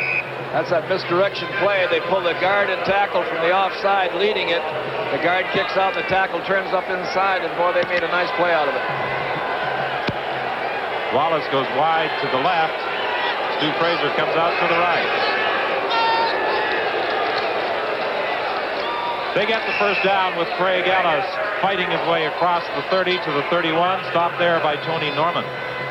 See, that time, Don, they came out in short yardage, and they let those linemen get set. And the linemen can come off the ball then, but it's very hard for them to come up and go on the first sound. They don't know when that ball is going to be snapped.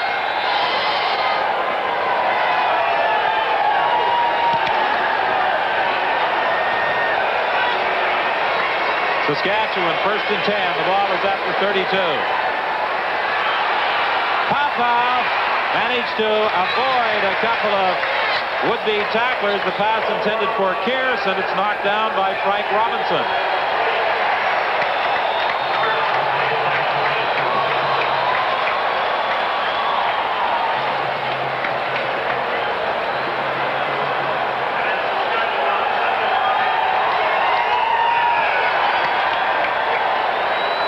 Well, the noise you hear in the stands, a lot of fans at football parks across the country imitating the folks out at the stadium at BC Place who started the wave as far as Canadian football is concerned, and now they're doing it in almost every park. Robinson knocking it down again.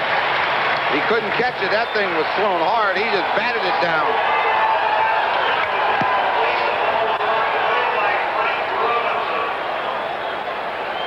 So Paul Hickey comes into the ball game, talking about the wave. They even had it going the other night in Montreal, and it looked rather funny with just a couple of fans sitting in one section, but they were standing up applauding the Concord performance in that victory over the Edmonton Eskimos.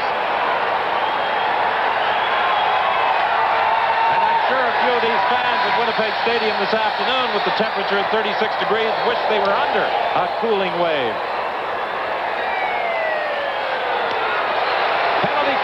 Play as Haley took it on the run, went out of bounds, and almost certainly no yards will be charged against Steve Johnson.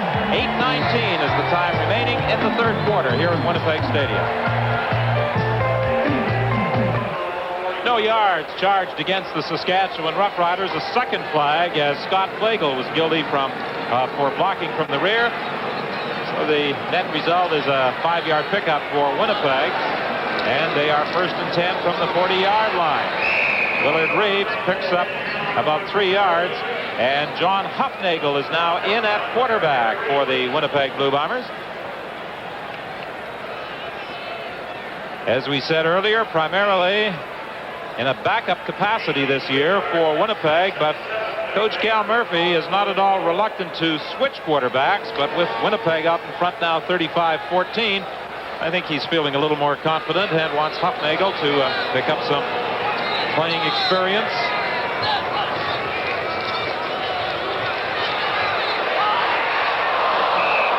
Jerome Erdman reached for the ball. I think it may have been intended for James Murphy. Pretty hard to tell. Both receivers ran the same pattern. And I thought he was throwing for Murphy myself. Well, there's a lot of coaches that won't go with their alternate quarterback until the team either gets in a lot of trouble or until the team gets way ahead. But Cal Murphy has the amazing capacity to have the right idea of when to spot his quarterbacks, and as a result, Hufnagel's got a lot of work this year.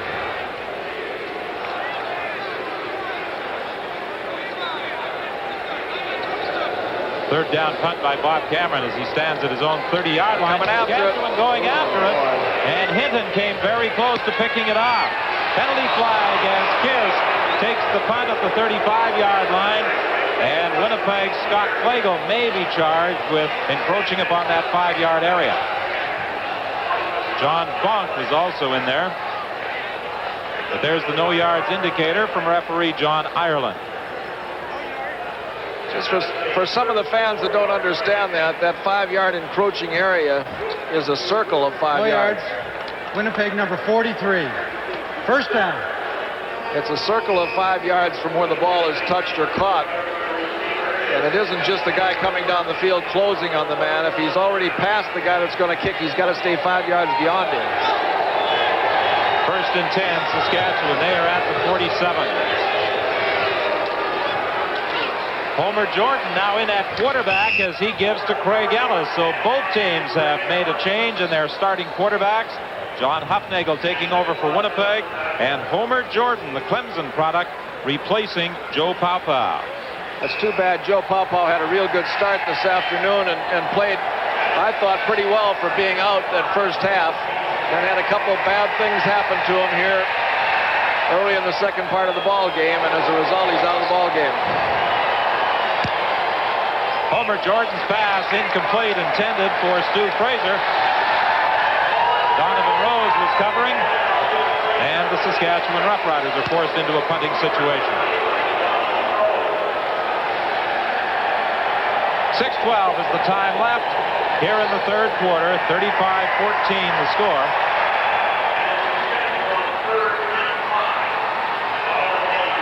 You know, the score is 35-14, and Saskatchewan are a long way from being out of it if they can score a couple easy touchdowns or even a couple quick touchdowns. But they look on the sidelines over there, and they look with their substitutions like they're afraid that they're out of the ball game already and getting desperate. Paul Hickey's kick goes out of bounds at the 20-yard line. That's where Winnipeg will scrimmage, a 37-yard boot. When we return to Winnipeg Stadium with 5:54 remaining in the third quarter. Next Monday, Labor Day. CFL action on CBC will come from Iverwin Stadium in Hamilton as the Ticats entertain the Montreal Concorde. Check your local listings for the telecast time in your area.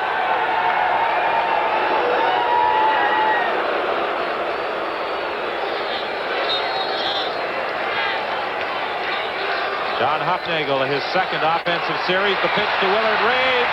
First down, Winnipeg.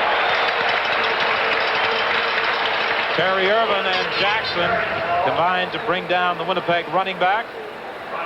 I don't think Willard Reeves has been held short of a first down any time they've tried that play this afternoon, and one time it broke for 50 or 60 yards. I don't know why they don't keep repeating it until the Saskatchewan Roughriders take it away from them.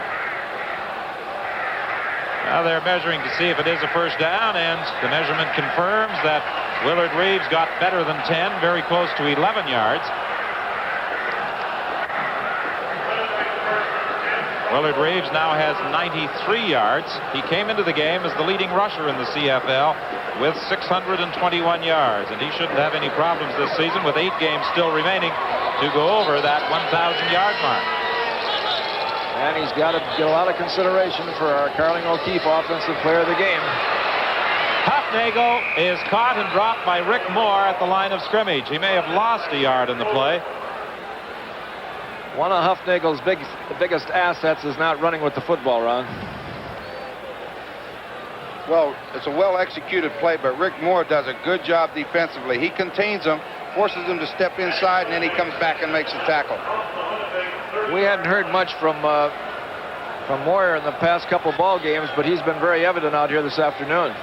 Looks a little bit like he looked last year when he was with the Argos. Kevin Nealis into the ball game, replacing Rick House. On second down, Hufnagel is going to run the football, and he'll get the first down. Eddie Lowe pulled the feet out from under the Bomber quarterback, but he got the first down. It wasn't a bad run, Leo. Watch him back to throw. They got a little game inside, and that opens the seam. See, he got room to run. He needs 10. Got about 12. Winnipeg first and 10. The ball is at the 43.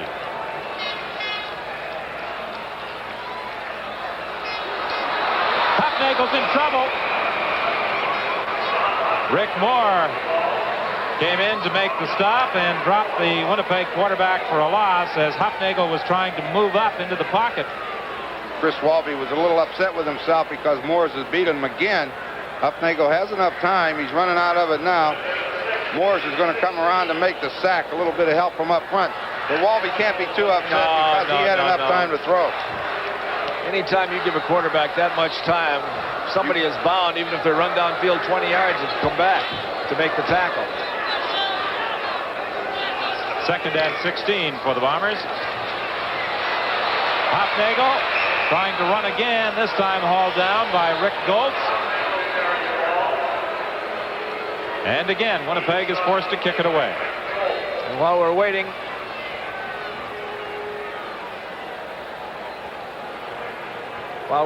for the change right here, this program is copyrighted and is strictly for the private use of our audience. Any reproduction, retransmission, or exhibition in whole or in part without the express written consent of the Canadian Broadcasting Corporation is strictly prohibited. Cameron stands at his own 28-yard line. Again, they're going after it. Hinton coming from that right side. He almost got to him. Brad McDermott on the return, and he is stopped at the 20-yard line. A 52-yard kick by Bob Cameron under good pressure.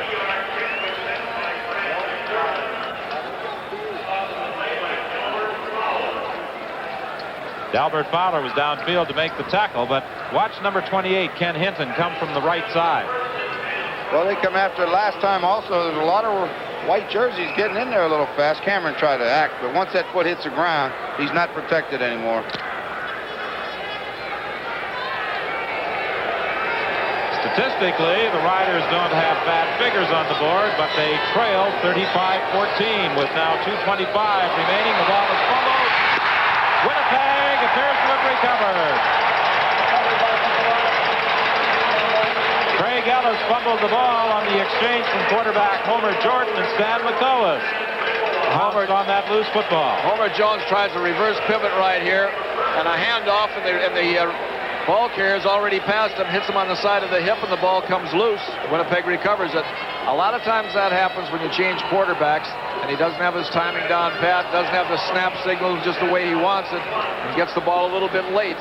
And that's another real bad break as far as the Saskatchewan team is concerned, because it's going to be tough to keep Winnipeg off the scoreboard again. Stan McCullough is a Winnipeg product who played his college ball at North Dakota. He did not start the game, but has taken over at that nose guard position for the injured Doug McIver. Willard Reeves goes inside, but gets just 3 yards. That's that inside between tackles again, giving the ball to Reeves. I don't know why they don't give him the toss play down here. He's been averaging 10 yards every time he's carried the ball all afternoon. Reeves needs just 4 more yards to go over the 100-yard mark. It is 2nd and 7. The ball is at the 18.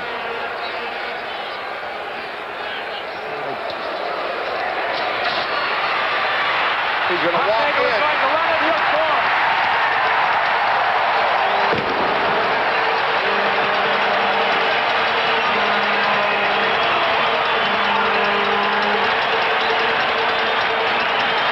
Well, that can happen against that defense. There's not much you can do about it. And it's the style of defense that they play. If those backs go out of there, that middle will just open right up.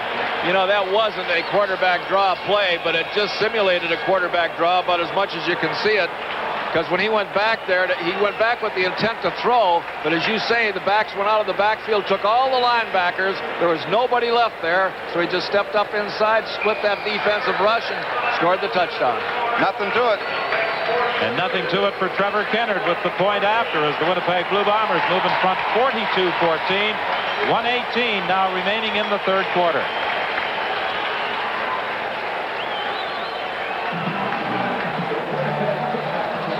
After that fumble recovery, the Bombers in just 2 plays scored the touchdown. Huffnagel running for 18 yards. This is the 3rd consecutive game that the Bombers have scored more than 40 points. Well, they've been playing well lately, and they were a little rusty at the start today, but that little bit of thing at the end started the third quarter, Leo, the quick touchdown and then the fumble and another touchdown, they've really just sparked them. Well, when you take a look at this run, this whole drive and the last 3 touchdowns, to some extent they've been unearned, and it really makes the Saskatchewan Roughriders look like they're getting badly beaten, and statistically they're not really beaten that badly at all. But when the tide starts rolling, it keeps on rolling, and right now the Winnipeg Blue Bombers are on a big roll. Kicking it deep again to Craig Ellis. He starts out from about 5 yards into the goal area. Fumbles the football. Winnipeg's got it. Donovan Rose comes up with the ball. Scott Flagel took the feet out from under Craig Ellis, and Donovan Rose recovered. You know, there was an interesting stat when you did them at halftime, Don. No turnovers for Saskatchewan. Every time they've turned it over, the Bombers have scored, and here comes another one. As you said, Scott Flagel comes in from the side, the ball's loose, Rose gets it. They're in great position to score again. Those turnovers will kill you. Boy, the sidelines for the Saskatchewan Roughriders are in melee right now, and you can imagine how Ruben Berry feels, because in the space of a very little time, it's 3 or 4 touchdowns have been scored on his team. Winnipeg threatening to score again. There's that pitch to Willard Reeves. Penalty flags on the play as Reeves is dropped for a loss. 48 seconds remaining in the third quarter. 27,213 in attendance at Winnipeg Stadium this afternoon.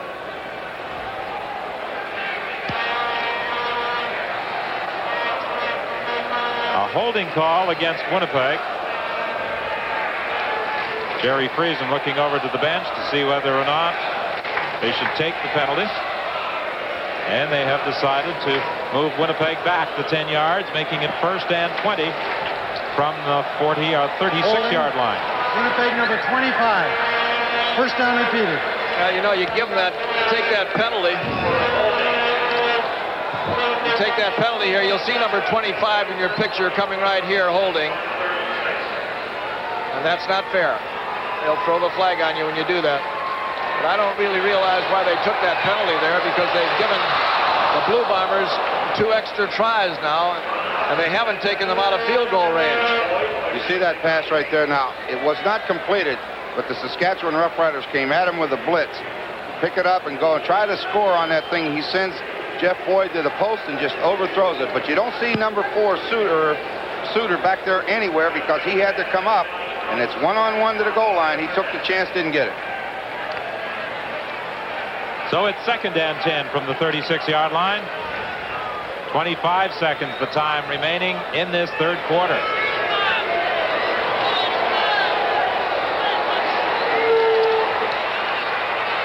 Huffnagel looking for Willard Reeves. Almost appeared as though Reeves wasn't quite ready for that pass. You know what happens here? The last time they ran this pass to Willard Reeves, they got a touchdown. But this time, the Saskatchewan Roughriders did not play a man-to-man defense. Watch it. He's going to come across and watch for the pick. But the linebackers are playing zone, so they don't care about where they go. They just stay there. And Willard Reeves is not open, and that linebacker's sitting there waiting on him. Watch. Here he comes. Not in a man-to-man. You can't run it. So Trevor Kennard will try for 3 from 43 yards out. This should be the final play of the third quarter. The kick is good.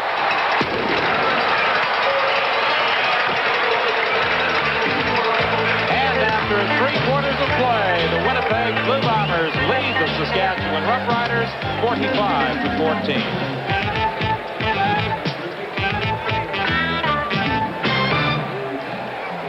Stan McCoas has taken over at the nose guard spot and has done a good job. He came up with a big fumble recovery that led to a Winnipeg touchdown.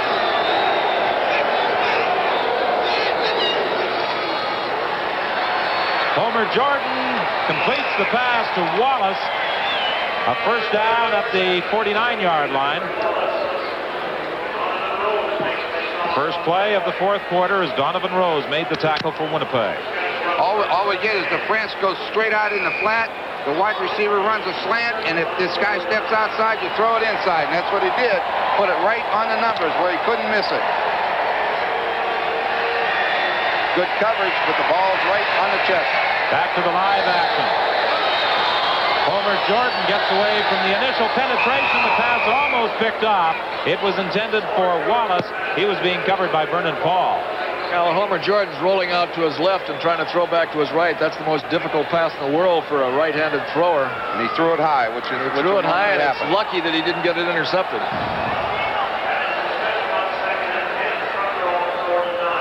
Well, the Blue Bombers have done a fair bit of substituting defensively. They've got Vernon Paul in there at the linebacking position. John Pitts is also in there as they give a rest to Frank Robinson and Tyrone Jones.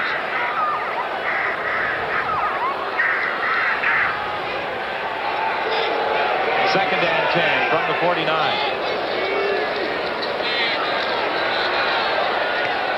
Swinging it out to Craig Ellis. He fought for some additional yards, got up to the 54, but will be 5 yards short of a first down. Stopped by Aaron Brown.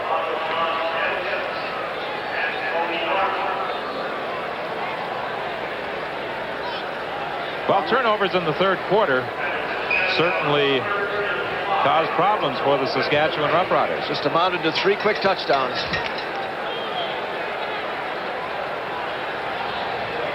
Third and 5, Paul Hickey. He started his CFL career with the Edmonton Eskimos, picked up by the Saskatchewan Roughriders this year. And he gets away a good kick.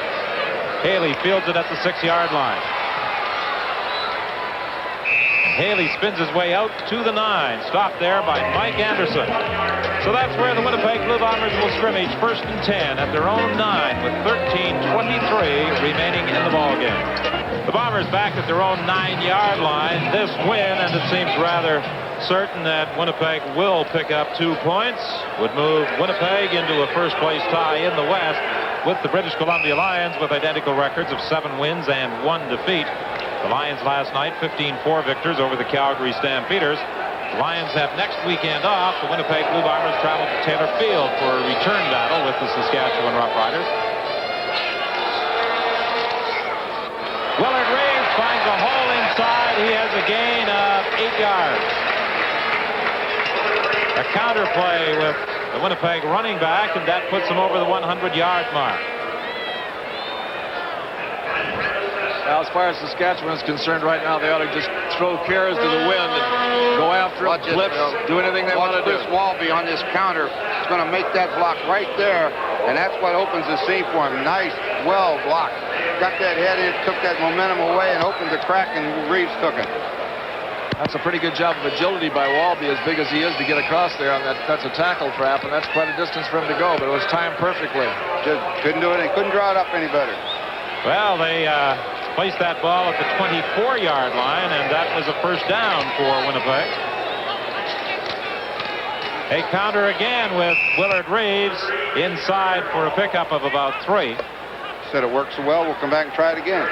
He went back in there and trapped Al Johns again, got a good block on him again, but somebody on the inside recovered and made the play.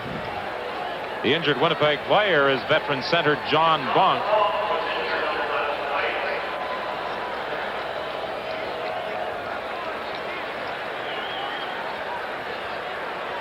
John tomorrow will be celebrating, as we mentioned earlier, his 34th birthday. Perhaps on the replay we can see what happened. Bunk, he had one of the Saskatchewan defensive players roll over his leg and then had another one dumped on top of him. Yeah, they pinned him down on one side and bent him over the other. That's tough.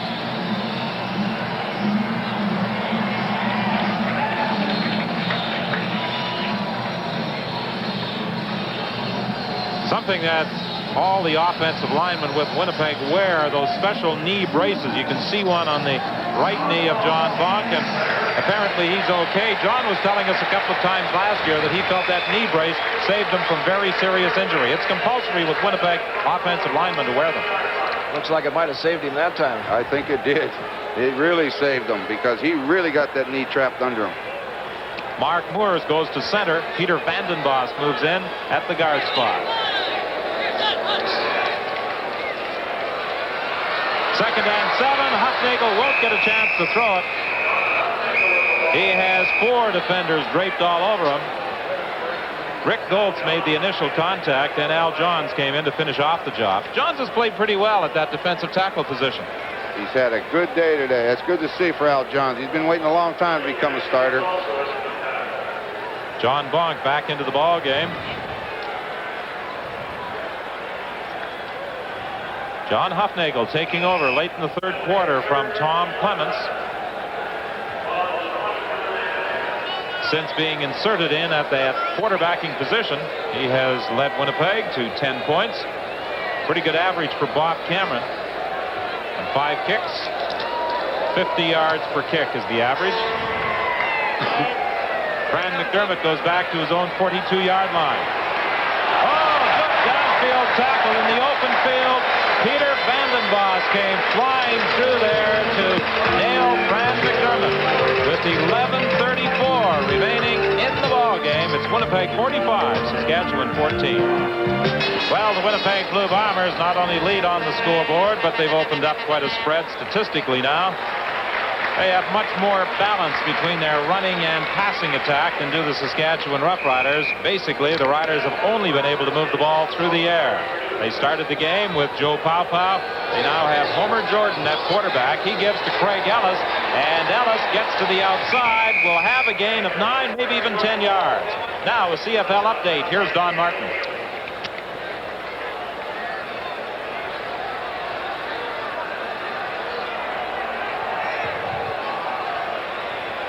Well, we'll try and provide some information as to what is taking place at CNE Stadium in just a moment. But right now, let's check that last play.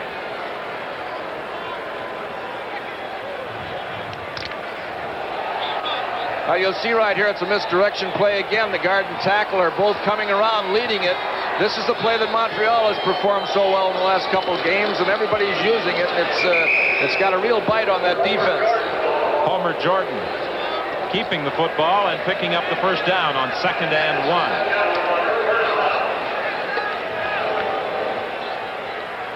It's been a rough afternoon for Ruben Berry. It's been a rough season for the Saskatchewan head coach. Offensively, his team is performing better today than it did a week ago against the Calgary Stampeders. But costly turnovers in the third quarter pretty well put the game beyond reach. Craig Ellis dives inside for 2 yards. You take away 3 touchdowns, which in a large sense were unearned, and you've got a score of 24-14, and it's still a real good football game. And statistically, when the game is all finished, it won't be a question of the Winnipeg Blue Bombers knocking this team off the field. It'll just be a question of errors by the offense and the defense of the Saskatchewan Roughriders.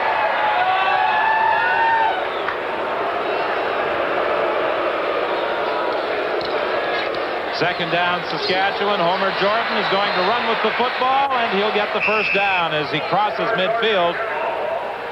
Brought down by Tony Norman at the 53 of Winnipeg. 9:24 is the time remaining in the game.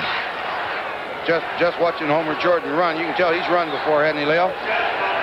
Yeah, this is a big fort of his in college, running with the football. And this is what should make him a dangerous quarterback in the CFL if he just stays around long enough to get some experience. Stu Fraser comes into the ball game. Mike Collymore goes out for Saskatchewan. Here comes the blitz. Pass complete over the middle for a first down to Greg Figger.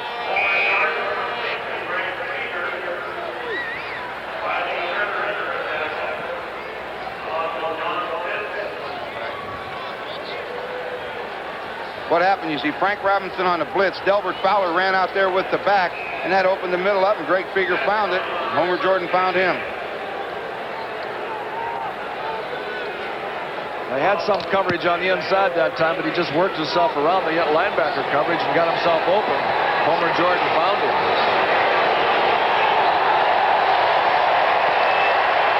On first down, Craig Ellis with a hole, and Craig Ellis gets to the 27-yard line. Stopped there by Scott Flegel.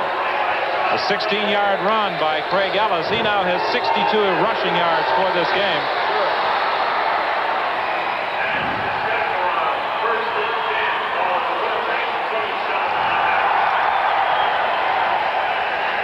Laurie Skullroot will go here. Aldag comes out and makes the block for him.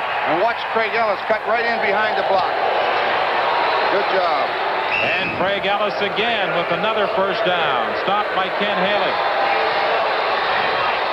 Well, we suggested earlier that the Riders didn't have much balance between their rushing and passing attack, but on the last few plays, Craig Ellis has certainly been getting a lot of work, and he's been responding to the extra duty as he picks up back-to-back first downs, carrying to the Winnipeg 16.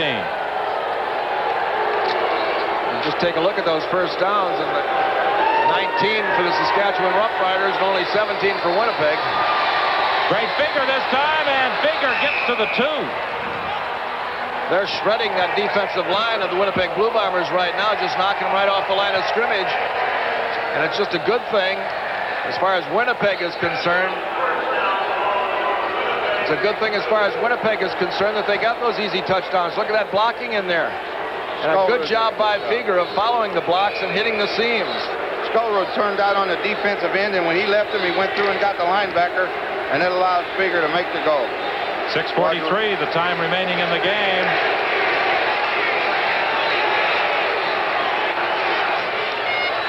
And the touchdown for Craig Ellis as he dives into the end zone. And that makes it 45-20. Unfortunately for the green and white, I think time is going to be their big enemy in any hopes they may hold of making a late comeback.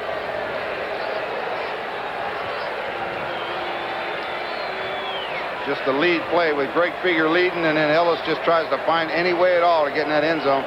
Went in pretty easily. Ellis was expecting some linebacker to stick him right in the numbers that time. There's nobody there. Just like pushing against the door that you think is locked, and then all of a sudden finding it's open and going hurtling through space. That's what he did on that play. Well, Sandy Monteith, the Flame, preparing to celebrate that touchdown. Now the two-point conversion try. Homer Jordan will run it in.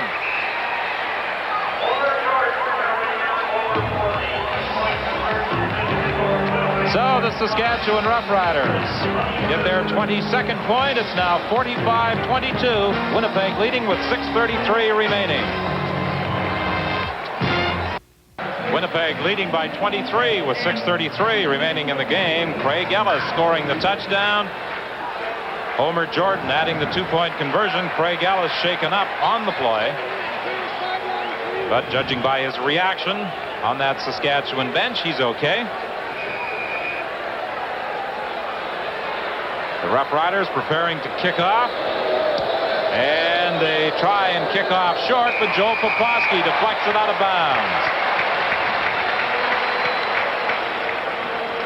It looked to me like a kind of a faint effort on some of the Saskatchewan players going down to cover that kick. They didn't really look like they wanted the ball that badly. Next Monday, 1 week from tomorrow, Labor Day action from Ivor Wynne Stadium in Hamilton as the Ticats take on the Montreal Concord. Hamilton suffering a loss on Friday night at the hands of the Edmonton Eskimos, and at CNE Stadium in Toronto this afternoon. Into the fourth quarter, the Toronto Argonauts are leading the Montreal Concord 16-14.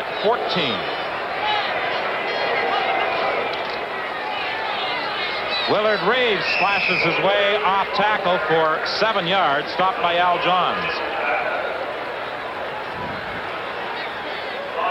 Well, I think Willard Reeves certainly merits consideration for our Carling O'Keefe Offensive Game Star Award. Does an excellent job of finding his way into the open spots. That's that handoff that he gets off of the sprint action. And actually, that defensive end shouldn't be that intent on stopping John Huffnagel on the sprint action because he's not going to go anywhere anyhow. Huffnagel pitches it off to Willard Reeves. Winnipeg has a first down. That was a heads-up play by Huffnagel. He had to bring the ball down and run with it. You watch, he goes back here and takes a look downfield, doesn't see anything, decides to run with the ball, and then sees himself being closed in on, uses his head and gets the ball out to Reeves, and Reeves almost makes the first down on it. Does make a first down on it. First and 10. The ball is at the 37 of the Saskatchewan Roughriders with 5:05 remaining. Jeff Boyd is wide open. Boyd tried to put a couple of moves on Ken Hinton. He was having none of it. Now let's go to Toronto for a CFL update. It's been a game of revolving quarterbacks in Toronto. Conrad Holloway is on for Joe Barnes. The handoff goes to Lester Brown. The 1-yard runoff tackle makes it 22-14, less than 10 minutes to play. Now back to Winnipeg, where Don Whitman is giving even money on the Bombers now. Yes, I think I would give even money on that. 45-22. I might even give odds, Don Martin, with 4:25 remaining. You always were a big bettor. Willard Reeves gets the first down as he fights his way close to the 25. Ken Hinton and Jerry Friesen were both in on the stop. Not a bad afternoon's work for Willard Reeves, the leading rusher in the CFL, now 118 yards. Coach Cal Murphy has rather freely substituted in this fourth quarter, both offensively and defensively. I think that's very smart because not only are these players getting tired from the heat, but they're in a position where they could be injured at this time. And when you're that far ahead in the ball game, it's smart to use some of your other players. It gives them a little game experience. You don't have that many in Canadian football. Dan Huckler out of bounds at about the 6-yard line. He one-handed that throw, then was forced out by Ken Hinton. That's just a mix-up in the cover. And the fullback goes out in the flat, and one of those inside linebackers better go with him. or that's going to be the result. Unless somebody got picked from the inside. I didn't see a wide receiver come across and pick. But one thing about Huffnagel, he'll stand on that sidelines and digest what's going on that defense, and his play selection is usually very good once he gets in the ball game. Winnipeg first and goal from the 6-yard line. Into the end zone, incomplete. It was intended for Jerome Erdman. He had double coverage, McDermott and Hinton. Hinton made a good move. Hinton had Boyd man-to-man, but he saw Huffnagel going to throw outside. He stopped. That left Boyd all alone in the back of the end zone. Boyd was a little disappointed. It's almost like Huffnagel had already decided where he was going. Look at Boyd go through there, nobody near him. He had the ball for a moment, but that double duty of the defense right there, hitting him one from one side, one from the other, kicked it out. Second and goal. Huffnagel into the end zone, incomplete. I'm not sure whether the intended receiver was Murphy, number 21, or Kevin Nealis, but it will be third and goal from the 6 with 2:55 remaining, and Winnipeg will probably try a field goal when we return. On third and goal, Trevor Kennard lines up for a field goal attempt from the 14.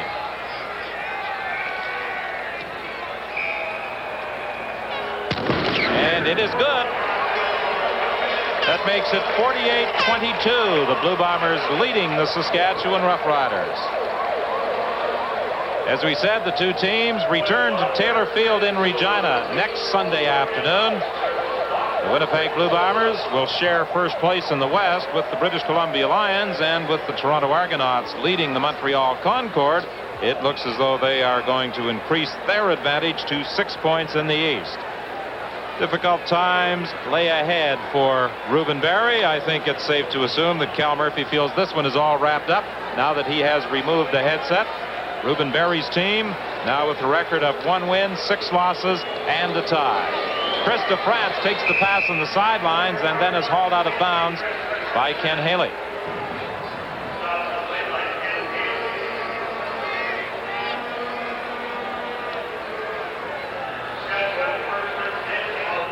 Pickup of 23 yards on that completion to Chris DeFrance.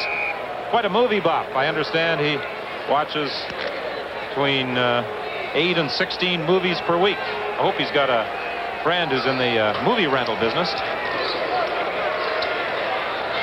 Pass complete to Craig Ellis. Penalty flag on the play as Ellis is stopped at the 45. Ray Elgard took his motion and crossed the line of scrimmage prematurely, number 81. He was the culprit. The illegal procedure assessed against Saskatchewan with 2:35 remaining in the game. As an injured Winnipeg player, slow in getting to his feet, is Frank Robinson. He's down again, favoring that knee. Saskatchewan, number 81. First down repeated. Good call, Leo. Ray Elgard, indeed, guilty of that illegal procedure. Frank Robinson, picked up by Winnipeg from the Saskatchewan Roughriders on July 2nd. He has played well at that linebacking position since he got a chance to start against the British Columbia Lions. That was his first appearance in a Winnipeg uniform. Wallace runs into a tackle from Haley at the 47-yard line. Haley leads the CFL. Don, I think he thought he had something going there. And Haley, as so often he's done this year, came out of nowhere and really put some leather on him. Penalty flag on the play as we swing back to the live action. Intended for Elgard, incomplete. Tyrone Jones. Tyrone Jones got a little careless on that one.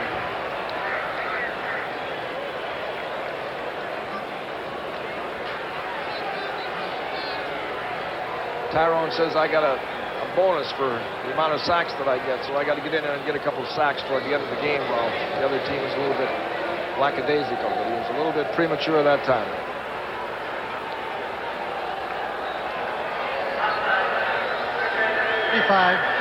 First down. So the penalty gives Saskatchewan a first down at the Winnipeg 42-yard line. 2:20 is the time now left in the ball game.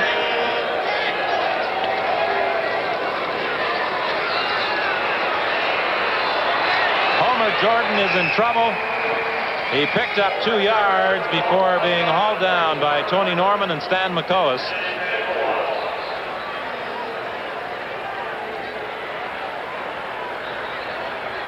And it will be 2nd and 8 as the Riders try to move quickly up over the ball.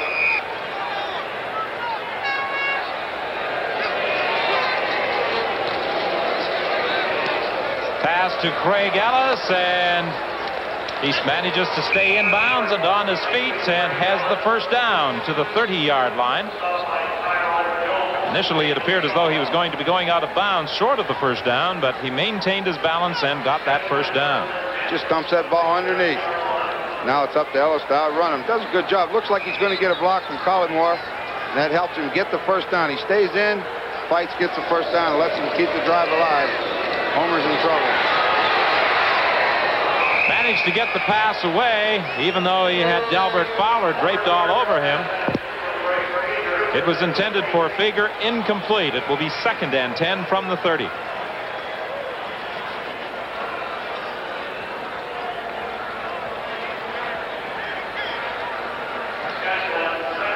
You know, you look at the scoreboard, 48-22 in favor of Winnipeg, and those who have not seen the game might think that that Saskatchewan defensive unit didn't play particularly well, but they really can't be blamed for a lot of the things that happened out there, because turnovers kept them on the field in the third quarter as Winnipeg took advantage of the miscues by that Saskatchewan offensive squad. They sure did. Take those 3 quick touchdowns away, and for the most part unearned, and the score is 48-43 right now.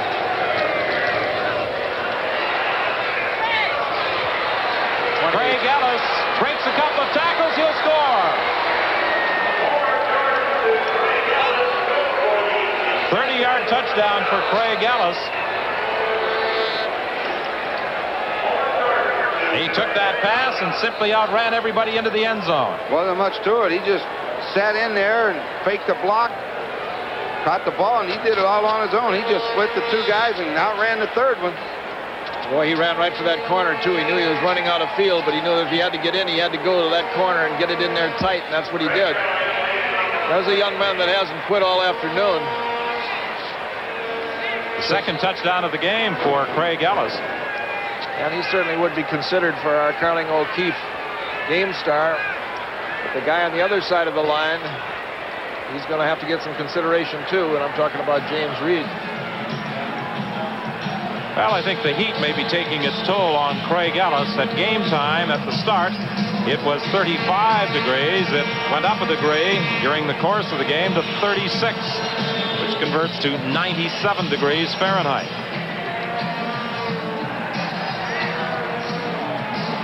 With Craig Ellis down on one knee in the end zone, Homer Jordan goes over to the bench to talk to Reuben Berry.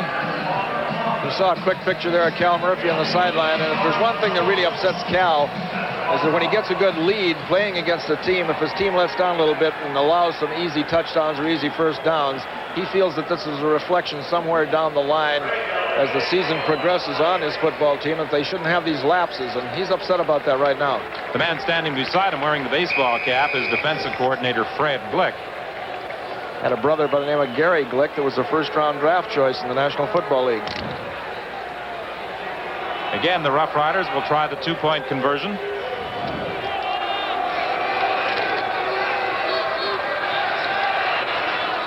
Pass is picked off in the end zone by Donovan Rose.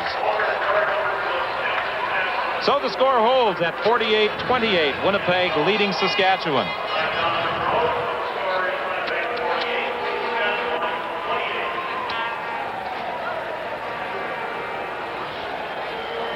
And I think it's simply a case of too hot an afternoon here at Winnipeg Stadium for Craig Ellis as they drape that wet towel around his neck.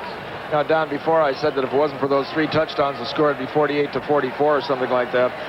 What I was really meaning with my poor choice of arithmetic was to take those 21 points away right now from Winnipeg that they got.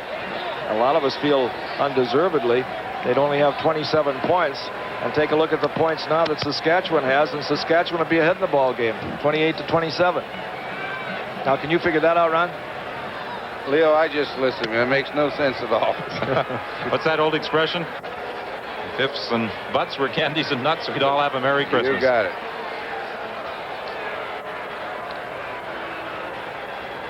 I think they'll probably short kick this, Leo. Yes, I think it's safe to assume that they will try the short kickoff. They bounce the ball, and it goes into the hands of Jerome Erdman. He lost it. Saskatchewan gets it. Sure did.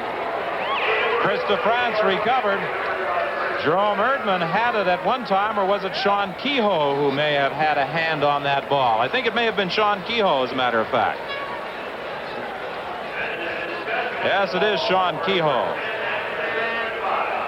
And again, it looks like some Winnipeg players are standing around counting the score and taking for granted that everything is fine. And I know that Coach Cal Murphy is going to be upset because they don't have that same desire and frantic approach that they had earlier in the ball game when they were behind or even in the ball game.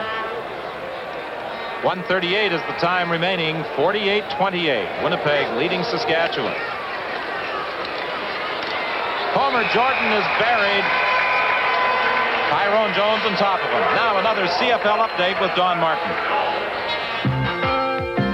The Blue Jays could use a reliever like Conrad Holloway. He has struck again. The short pass to Terry Greer in the corner gives the Argos a 2-touchdown lead with just over 4 minutes to play. 29-14 Toronto. Looks like a 5th straight win on the way. Now back to Don Whitman in Winnipeg.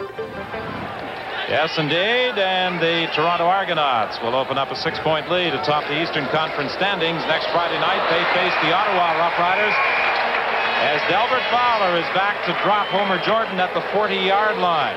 Now on Sunday, Winnipeg visits Saskatchewan, and then on Monday, Montreal's at Hamilton, Edmonton at Calgary. That Edmonton-Calgary battle could go a long way to determining third place in the Western Conference, as it seems certain that Winnipeg and BC will battle for first place.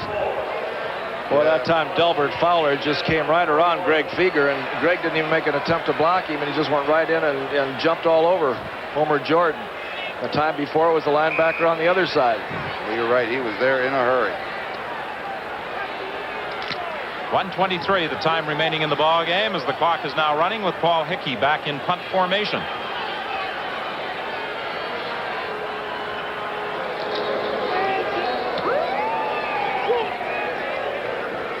High punt.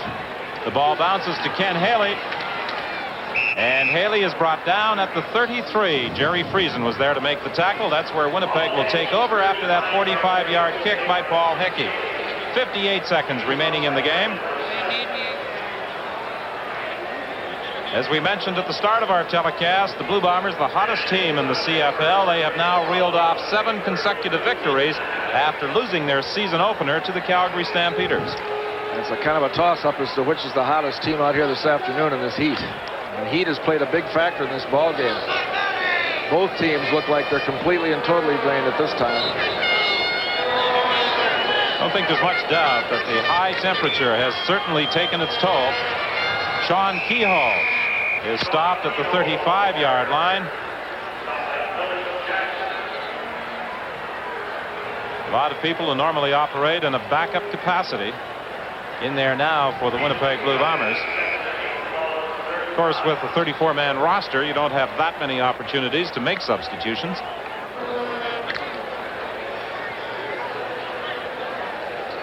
.42 seconds remain. Winnipeg needs a first down here to run out the clock and salt away this 48-28 win. But they won't get it as Sean Kehoe attempts to go off tackle. He was grabbed by Rick Goltz. Not exactly your most potent play at this time of the ball game, a straight handoff when you need about 7 yards for a first down or 8 yards.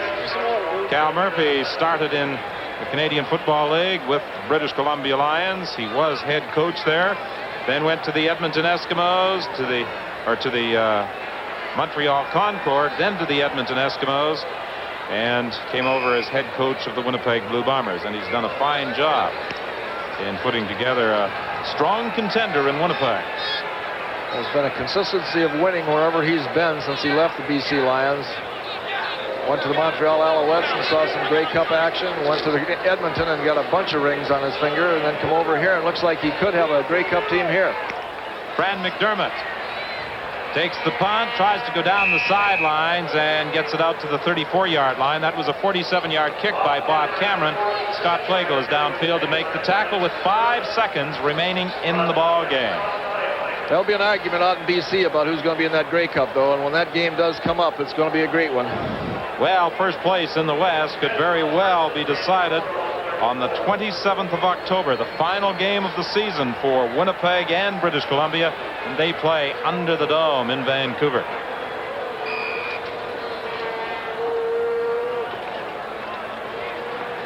The clock will not start until the ball is snapped, but this should be the final play of the game. The surprising team in the West, though, is the Edmonton Eskimos, the way they're playing right now. To the sidelines, and going out of bounds is Mike Collymore, and that is the ball game. Winnipeg Blue Bombers victors by a score of 48-28, and with their 7th straight win, they move into a tie for first place in the West with the British Columbia Lions. The two teams with identical records of 7 wins and 1 loss at the halfway point of the 1984 season. Cal Murphy moving out onto the field, accepting congratulations from the Saskatchewan Roughriders, Coach Reuben Berry, and the two teams meet again next Sunday at Taylor Field in Regina. So Cal Murphy has to be pleased with the way his team has performed this afternoon here in Winnipeg. The two kickers, Dave Ridgway and Trevor Kennard, discussing the events of the day. Ridgway, of course, establishing a CFL record with 8 field goals in a game earlier this year against the Ottawa Roughriders, and Trevor Kennard, a very consistent performer for the Winnipeg Blue Bombers for the last couple of years. Bob Cameron and Stu Fraser also engaged in some post-game conversation, discussing the events of the day, things that took place here at Winnipeg Stadium in the heat. 36 degrees the temperature, and a Winnipeg victory 48-28 as the two sides now prepare to go at it again next Sunday afternoon at Taylor Field in Regina. Well, Cal Murphy is standing by on the sidelines. Cal, congratulations. Thanks a lot, Don. Cal, what about the heat? Take much of a toll on the players? How did they feel coming off to the bench? Well, I think, we had some cramps, but other than that, I think we weathered it pretty well. It was hot down there, there's no question about it, and I think it took its toll on our defense a little bit. They had the ball, a couple turnovers, and we scored off it. Then they had to go right back out there, and it's a little bit tough on them. Well, you took advantage of a couple of Saskatchewan turnovers very quickly in the third quarter. You put the game beyond reach. Well, yeah, we sure did, and I think the defense did. They came up with the big turnovers at the right time, and I don't know. It was just we had a hard time sustaining anything offensively for a while. But, Saskatchewan's got a pretty darn good defense, so you got to give them some credit. Cal, I thought that you might have been a little bit disgruntled on the sidelines there a couple times when maybe you had a couple letdowns with your defensive unit, and even on those onside kicks, it looked like that maybe due to the heat that the players were a little tired and weren't giving all out. And I could see you kind of shaking your head as much as to say that it's all right in this ball game because we're far enough ahead to win this one, but we can't play like that down the line and expect to be win the big ones. Well, not only that, but we got to go back over to Regina next week, and if you give them some breath, they think there's some hope over there, and we should be tougher than that. I think we have to be tougher than that, and whether you're tired or not, you still have to play in it. They're playing in it, but you got to be satisfied. It was 2 points, and 2 points for the good guys, and we're back in first place again, so that helps. Cal, when you moved John Hufnagel in the third quarter, no particular reason for it. You just decided to make a switch in quarterbacks? Well, we just felt that John has to play as well. There's no sense letting him sit on the sidelines and give him some playing time. He hasn't played a heck of a lot recently, and the longer he sits out, the rustier is going to get him. It's just like going in a training camp if he gets in a ball game. So I think it's important that he gets in there and gets under fire, because otherwise, as I say, when it comes down to it, when you need him, he won't be ready. Well, Cal, congratulations, and more, it looks as though first place in the West will be decided in that October 27th game against the British Columbia Lions in Vancouver. Cal Murphy and the Winnipeg Blue Bombers defeating the Saskatchewan Roughriders this afternoon by a score of 48-28 here at Winnipeg Stadium, and our post-game show will continue after we pause for this message. I'll stop and just turn it up and go. If it had been in a zone, I would have had to stop, but so happened they were man-to-man, so I just went in and scored. Willard, I think later in the ball game you run that same play, and they weren't in the man-for-man, and they were in the zone, and when you got in there and saw that linebacker standing in the zone, you kind of hesitated, and they threw the ball on your blind side. Yeah, they were waiting for me that time. All right, Willard Reeves, our offensive game star. Let's move over to the defensive game star, Aaron Brown. You had a big hit early in the ball game, Aaron, and then you made that interception return for a touchdown. Thank you very much. I read the play very well. We were in a zone defense, and he happened to throw the ball on the out, and I was going to that particular area. And all I had to do was catch it and take it in for a score.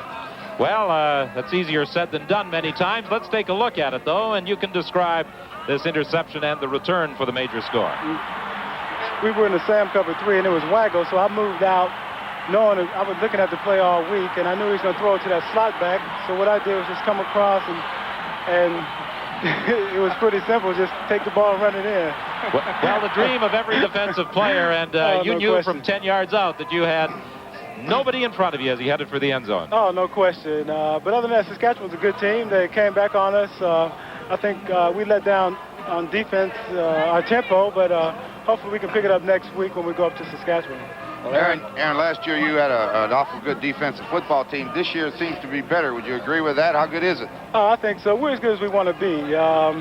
You know, it's a long season with 16 games, but I feel overall we're playing consistent. Our offense is playing well, and the good thing, we're playing as a team, and we're getting turnovers for each other, and that helps. That keeps them on the field and keeps us off, and they do a good job with that. You know, on that interception that you made, Aaron, you hung in there like a thief waiting for that ball to be thrown in the air, but you got a little bit of help. You'll see in the films when you take another look at it from your old buddy Fowler. He got in there and just got his body in front of the quarterback a little bit, and he didn't see you coming from that blind side in there. When the ball was in the air, you were right in perfect position to snatch it and run for the touchdown. So you owe him a steak dinner, you know. Thank you very much. Aaron Brown and Willard Reeves, our Carling O'Keefe Sports offensive and defensive game stars, and our sports game stars will receive a solid-state portable television.